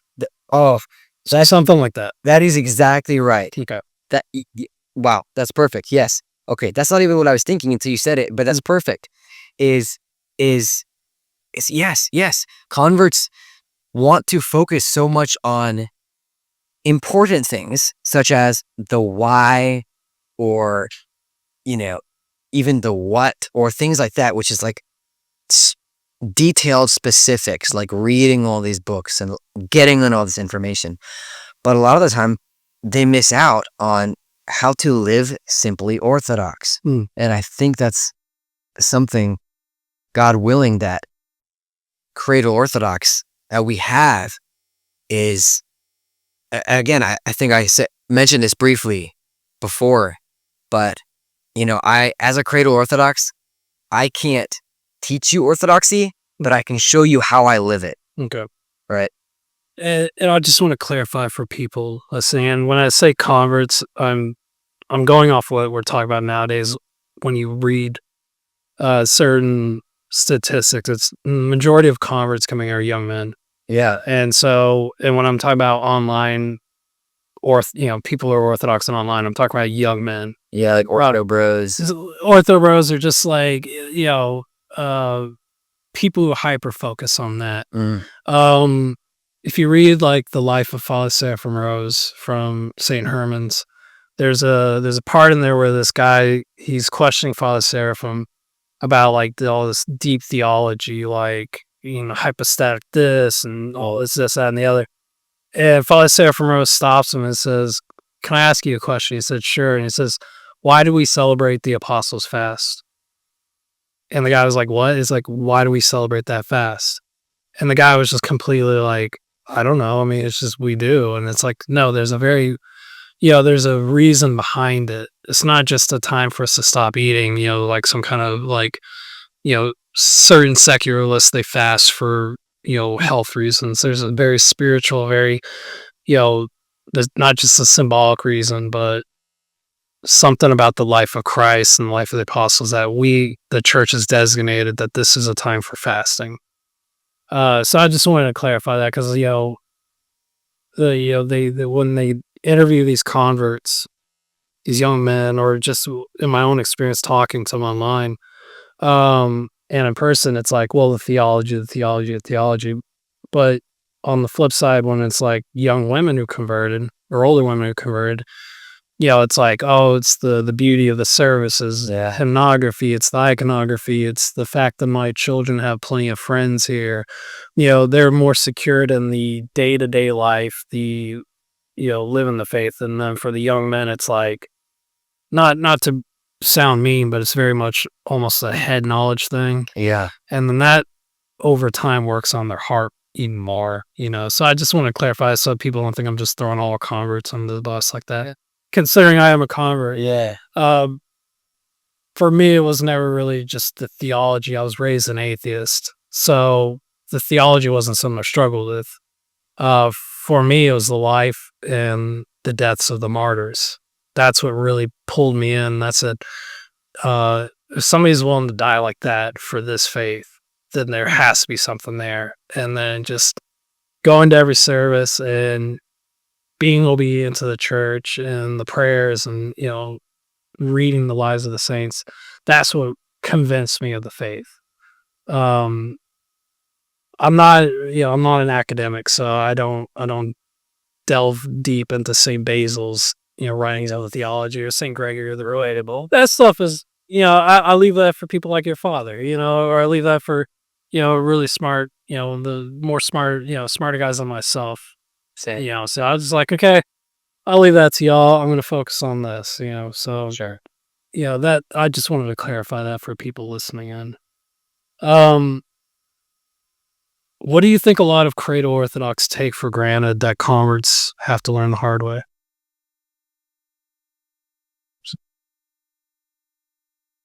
Oof. I think what comes immediately to mind is fasting, which is if you're raised doing it and it's done right, then it I struggle with a fast as much as most, obviously, but it becomes more a routine of life than it does for converts, right? Which is we did you say that Cradle Orthodox take For granted, for granted that converts have to learn the hard way. Like the beauty, well, for me personally, like the beauty of confession, or like of especially here in the South, some of these Southern Protestants who become Orthodox. One of the biggest struggles they have is the idea of confessing, yeah, especially to a priest. yeah, Um, and like I said, some of the cradles I've talked to, it's like when they were younger, they were really in it, and then secularism pulled them out, yeah, and they went from confessing, once a month to once a year to not confessing anymore. So that's just an example, but if you have something else, that you can run with, go for it. yeah. Honestly, it might be. I mean, confession is perfect. You worded that wonderfully. Another thought that comes to mind is something we mentioned earlier, which is getting a blessing. Your Cradle Orthodox, we definitely, or I at least definitely undermine the power of a blessing and the importance of it. And then for converts, I know a friend who was a convert that had a particularly hard time with, yeah, even venerating icons and getting a blessing from the priest. Yeah. Had a very hard time with that, and it's something I do without thinking, but that I should think about. You know. Um, well, one of my close friends, she's out of California, but she's, she's telling me about her godfather, who's a convert as well. You know, he's going to this Greek church, and he's just very, very zealous about the faith. And there's a older Greek man there, probably like in his 60s, 70s, and according to this Greek man, he said, I was very lukewarm. It's just like I would just go to go to the feast days, go to the Greek fest, Pascha, Christmas, all that. But I didn't really feel it. And then I met your godfather, and who's this random convert who's not Greek and is so zealous for this faith that I was raised in. Yeah. And he said that turned my heart more than anything else. It was like this fresh zeal reinvigorated me. Um, in those that times where you're kind of feeling like a bit cold. Yeah. Was there ever a moment with a convert like that for you as well, or deep? Was it just like you said, you just had to work through it, like a workout? Yeah, I can think of right off the top of my head 2 or 3 of my convert friends who I picked up habits of theirs that they do in church, like standing more to attention or crossing themselves in a particular way or things like that that really emblazoned me. I could tell they were feeling really, really close with God, Yeah. close to God and in really close to this service or the church. And and Another one is my cousin, who, when he was younger, he was Orthodox, but he wasn't really into the church. He just came because his friends came, as you know, it was for me, and things like that. But as he's getting older and maturing, he's pretty much, I think he is a convert, or no, I think he is, I actually think he was Cradle, but he's maturing into this, like, man, this passion for the faith that I wish I could have. Mm. And he is encouraging me to pray more and to use my prayer rope more and attend the services more and all these things. He's a real encouragement to me. So yeah, definitely. A lot of these people come with a fresh zeal, as you said. So even the progress of even fellow Cradles kind of stirring you on a little bit more. Yeah. Feel like, okay, let's get into this deeper and deeper, and yeah, okay, I got you. That's beautiful, man. What's one part of the church that has always felt like home to you, like something you don't have to think about to love? Also, there is obviously the temple itself and then the altar. But one special place for me is in the fellowship hall, wherever my dad's desk is. Because, right now if you're facing the temple, it's on the left side. It used to be on the right side. It's moved all over. It used to be on the back wall. All these other things, it's moved all over. But that has always been a staple for me, as like, this is my dad's space. It's like when I was younger, when my dad would come home from church, after me and my family had all gone home, he would stay later at the church, but he'd come home and we'd run up to hug him, and his clothes would always smell like incense. Right. Always. And they still do. And so similar to that, whereas like these clothes are a mark of my dad. This smell is a mark of my dad. And also this area is a mark of my dad. It's my dad's desk. It's where I used to play as a kid. I used to hide under it. I used to sit with him on his chair. Maybe we'd watch an Avengers video or something, or I'd be at the church all day, and then we'd go get Subway for lunch, things like that. But it's the little space from my dad's desk. It's a place where I can go, typically, that other parishioners really aren't supposed to. They're not supposed to get in his little space. Gotcha. There. So I definitely feel very connected with his desk. Yeah. Obviously, it's very clear, your father has a very strong place in your life, which is, very good. Yeah. Just out of curiosity, are you discerning the priesthood yourself? Are you wanting to serve beside your father in that capacity someday? Or are you just sort of, you're, like I said, you're very young. You're still 19. Yeah. That's years from now. But is that something you're at least considering? At the moment, not really. Yeah. Yeah. I've had times where I've thought that could be the path I go towards, but I don't have a particular calling for that. Again, if that's something that later on comes to me and is a set path, Yeah. then if it's God's will, I'll take it. But that's not where I'm looking at the moment. Although at the moment, I don't even know where I'm looking. So and during college, I'm like, okay, I don't know what I'm doing. Yeah, focus on this real quick. Yeah. Exactly. Is there a feast, a fast, or a rhythm of the church calendar that shaped your life more than you realized? The easy answer is fasting, right? That's in the rhythms of the church. We have it a lot, right, throughout the year. And that is something that I am choosing for myself, in the same way that I'm coming into this age where it's no longer about what my parents do. It's no longer about what my parents believe, but it's about what I believe and why I continue to come here and do these things.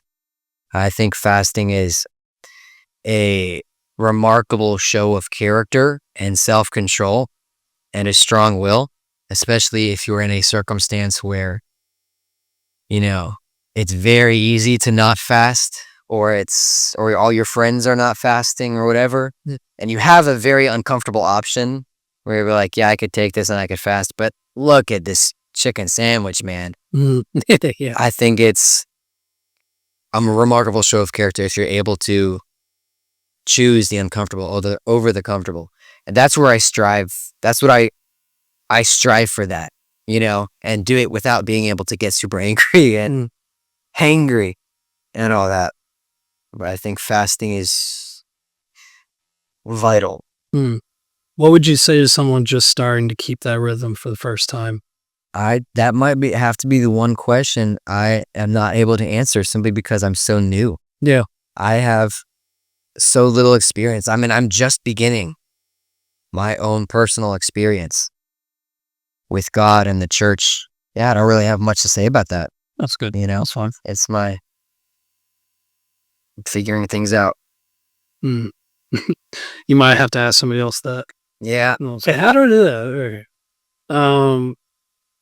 So some people, they come to the church, trying to understand everything like right away. Like what would you say is their foot to the metal? What would you say to them just about living the faith, to just live the faith, so to speak, about learning to just live the faith? I would think that one of the hardest parts of orthodoxy, if not the hardest, is living the faith simply and consistently. Because it's easy to get very hyped up and very on fire when you're just coming in, even for the first couple of years. But, I mean, take it slow.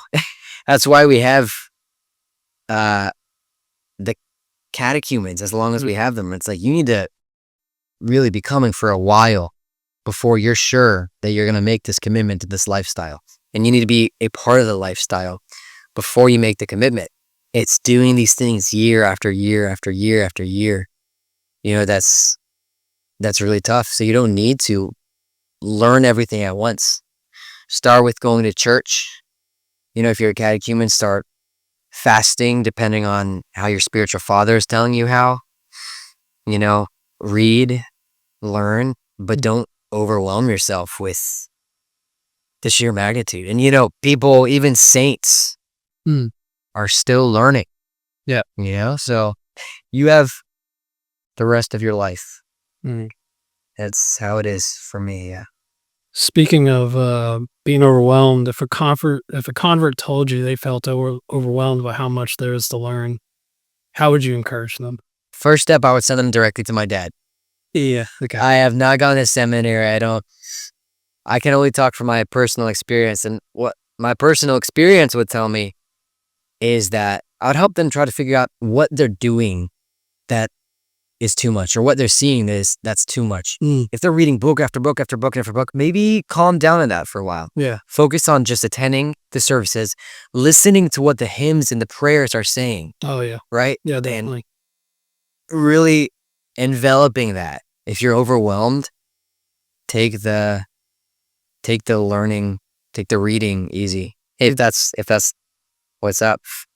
But it depends. Yeah, that's a hard question. I think what they're a little too hyper focused on. Yeah. Yeah, I think it's person by person, Yeah. play by ear kind of situations. Yeah, I've had friends where it's like they'll sit there, maybe they're apologists or whatever online or in person, and they'll just sit there and they'll read like really, really heavy theology and essentially burn themselves out, and then they won't want to read anymore. Yeah. I've had friends who threw themselves entirely into fasting without guidance, and then they can't fast anymore. I do love that the Orthodox faith is very much about finding that balance and not overwhelming yourself on either thing. Like, if you can handle it, read the heavy theology, but seek guidance from people who've lived it. Because a priest I had, he said, when you read this heavy theology, it's the saint lived that theology. and so he's just really writing about his experiences. Yeah. Not so much. It's not so much like here in the West. What we have is um, it's more scholastic. It's not so much experiential. Yeah. Um, so I always like, so it's I think finding that balance is definitely really important for everybody. Um, do you think Cradle and Convert Orthodox can help each other grow, and how so? Yes. Yes, absolutely. As I mentioned, I've learned so much from my convert friends, whether it's about, yeah, even how to live the faith, or whether it's specifics, things I never really thought about, or even whether it's they ask me a question and I don't know the answer to it, and so I go and I learn it, and that's one more thing I learned. But yes, definitely. Mm. From my own experience, I do. I've noticed there's it's not so much here, and I think maybe it's because there's not the ethnic side of so-called cradle orthodoxy. Sure. There's a almost voluntary gap between cradles and converts. My own experience, I was baptized in a very Serbian church. Even though it's Serbian American, a lot of these people have been there for multiple generations. It's very clear there was the divide of you're Serbian or you're not Serbian, I am. Yeah. But I still personally feel like there's a way for cradles and converts to bridge even that gap.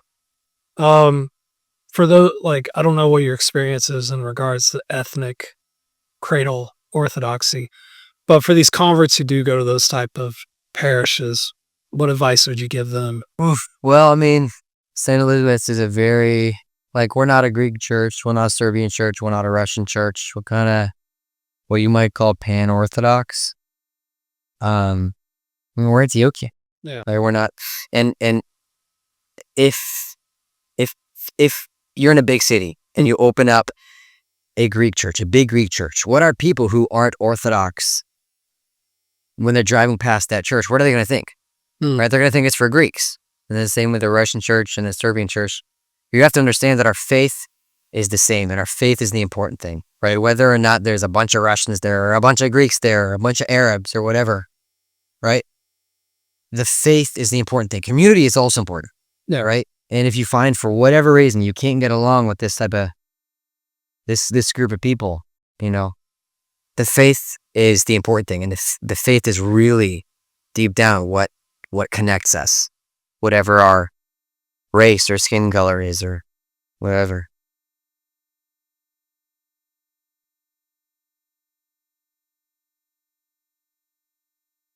You've lived the rhythm of the church your whole life. What's something you do almost without thinking? It's hard to compare because I was cradle. Most everyone I know, well, to some extent, is Orthodox. And so it's hard to be like, oh, I do this without thinking, and these people don't do that. Because a lot of people Yeah. So maybe if you had a little more exposure to like non-Orthodox, maybe something would stand out. Then I could maybe realize.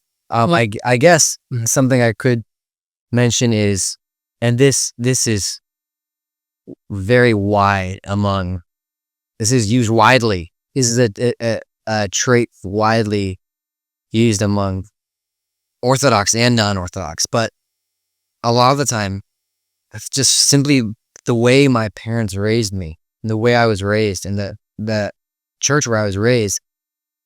I am very willing to be friendly with people, right? And treat them like an equal. But a lot of the time when I go out into the world and even playing soccer or going to the store or whatever, there are people who almost, when you meet a stranger, are like on guard, which is fine, but it's not something that I necessarily do. And I'm always surprised. I'm like, whoa, calm down. I'm not going to hurt you, You're not going to hurt me. We can be friends here. We can be honest with each other. I think being honest also is a big thing. Like, and a lot of my friendships, when it comes to, non-Orthodox friendships, I'm usually the first one to open up and be vulnerable, because I never had a problem with that. It was part of the way I was raised. Mm. So I don't know if it's just something particular to Orthodoxy, or maybe it was just my own upbringing that makes this seem peculiar. But you seem to have a natural connection with the younger kids. What do you think makes kids feel safe around someone, you in particular? And what's something you've learned about God or people through being around these little ones? Yeah. Well, I think a lot of how a church develops a lot of the time, right? Our church, we have a lot of little kids, right? And a lot of young parents. A lot of how that develops is young adults will come in, and then they will bring in more young adults because they'll bring in a friend or whatever. And then those people will get married and they'll have babies and they'll bring them to the Orthodox Church. Yeah. So these kids are being raised in an environment where you're allowed to run around and go play outside. It's a church. It's more than a community. It's a family, obviously. And parents here just feel safer, I guess, with their kids around people. You wouldn't meet very many parents who would be willing to let their kid go off, during the agape meal and go talk to some young adult man or older man or young man or whatever. Because that's just not the way things are done. A lot of people live in a very mistrustful environment. And so so being Orthodox and having all these Orthodoxy people around you and young people creating their own families and raising them in the Orthodox Church, everyone's all connected, right? Especially for a smaller church like this, everyone knows each other. Yeah. And I have always loved kids because I don't know why.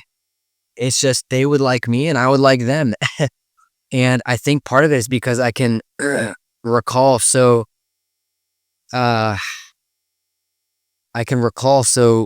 strongly how it was being a little kid. And so I relate with them more. People have always told me I have a good memory. I don't know if that's true or not, but I do remember being a very little kid, even as young as 2 years and 9 months when my brother was born. So 2 years and 9 months, I started remembering things. And so I remembered feeling what it was like to be a little kid. Yeah. And so I look at these kids and I'm like, I understand that you're scared, or I understand that you're mistrustful, or I understand that you want to play right now, So it's easy for me and natural for me to be like, yeah, man, because kids think you're cool. And if you treat them like they're cool, they'll love you for it. And you can learn a lot from them. As for what have I learned about the church or Orthodoxy from them, it's just, as Christ said, be like little children. Let the little children come unto me. So always have that wide-eyed wonder with the world. That's definitely something we need to take back. There's a lot of movement and routine in an altar service. What's something you feel more than you can explain? Honestly, I would say the importance of it. Yeah. And I feel more than I can explain the benefit it gives young men to serve in the altar. Okay. Yeah, it does so much good. Yeah. Well, we were talking about earlier in regards to forming them and stuff like that. Exactly. Yeah, sure.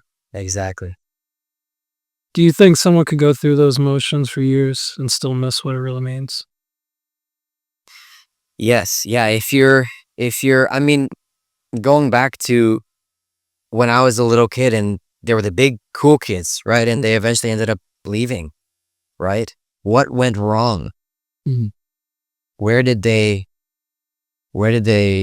separate? And I think it's easy to take advantage of the altar. Is to be like, okay, this is the time for me to either have fun and do things and not pay attention to the service and just not be bored outside, or be bored and just go through the routines and be monotonous and all these other things. I think that's something that can easily be done. It's just liturgy after liturgy after liturgy, and you're doing all the same things and whatever. But how I view liturgies is different every time for me. And even though I'm getting the censer around the same part and doing the same processions and everything, it's with different people, and I enjoy it every single time. It's good. This one might seem a little out there. Do you ever think about the fact that you're part of a chain of faithful young men stretching back through the centuries, serving unnoticed while heaven touches earth during the liturgy? Wow. Yeah. Well, I certainly will now. Okay. It's like how bishops date all the way back to the apostles. There was some unknown guy back then who was standing essentially where you're standing. Yeah. I mean, Saint Stephen was the first deacon, so I assume it's similar to that. He was the first deacon, right? Okay. Don't want to totally embarrass myself. But I guess now I totally will think about that. Yeah. Yeah. I might even do some research. Who knows? Maybe crack open an Orthodox book. Synxarion is good for that. Yeah. The deacon so and so martyred alongside, the hieromartyr so and so. Yeah. Or subdeacon. For someone who's never served in the altar, how would you describe what it teaches? Not just about God, but about yourself even. I would say it's a test that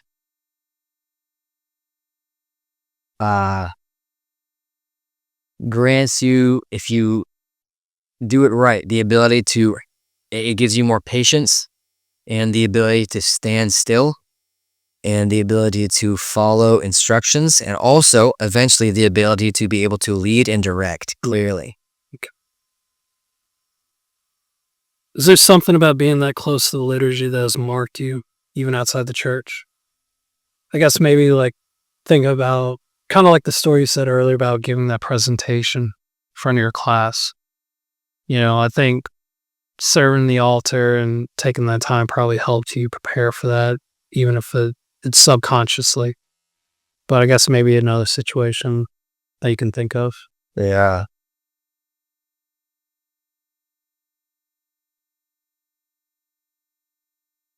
Yeah, that's a good question. It's so good that I want you to read it again.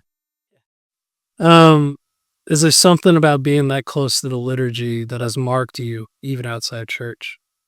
Well, I guess if you behold wondrous things, hold on, this could be a really great quote that people write down. If you behold wondrous things, you proclaim wondrous things. That's good. Yeah, that's a good quote. And if you're that close to the body and blood of Christ, and you see right intimately how it's made and how during the anaphora, it's something else. There's nothing like it. You experience it firsthand. Yeah. It's different. I highly recommend, strongly encourage that every man in the church, almost no matter how old, serve in the altar. Yes. At least a couple times. I mean, back a number of years ago, I think before COVID, we had a man in his 70s serving the altar.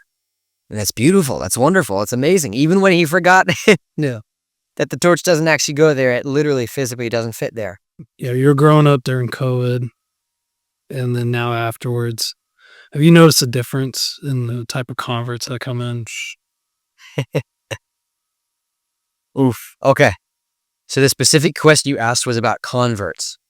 I would say no, because back before COVID, I wasn't fully, I'm gonna say conscious, Okay. Yeah, right? gotcha. I mean, there are convert friends of mine who came before COVID, but I barely even remember them. I mean, that was 5 years ago. I would be 14 or 15. yeah. I don't know. I think I'm much more aware because back then I had my own Orthodox friends who weren't necessarily converts, right? I had my own little group. Yeah. But now I'm growing older and I'm branching out and I'm becoming I'm becoming friends with more and more converts. And so I'm really seeing it. So maybe ask me in 5 to 10 years. Gotcha. Yeah. If back in 2025, Yeah, right. Yeah. I don't know. Every Orthodox Christian has some kind of spiritual expectation placed on them. Uh, but altar service often sharpens that in a very visible way. What kind of eternal accountability is that built in you over time? What comes to mind when you ask that is it's something my dad has said before, which is that if he can't keep a good, healthy family, how can he be in charge of a good, healthy church? Yeah. And if I myself can't keep track of my spiritual health, my prayers, my confessions, how I come across to people, how I give myself to other people, how am I expected to lead in a good example in the altar? Right. And so that's something that's definitely important. And it's like that for all altar servers, right? If you can't work on these things to improve yourself and improve your connection with God outside of the altar, how are you expected to be able to just come into the altar and suddenly be on top of things? Orthodoxy is unique in how it forms people, especially when they've been steeped in it since birth, and that they've been faithful to it. What do you think the world is missing when it doesn't hear from Cradle Orthodox voices? Hmm. What do I think the world doesn't hear or doesn't understand when they don't hear from the perspective, basically, or point of view of Cradle Orthodox Christians? Yeah. I would think that a lot of what the world misses out on is honesty and forgiveness, which is very difficult, even for Cradle Orthodox Christians.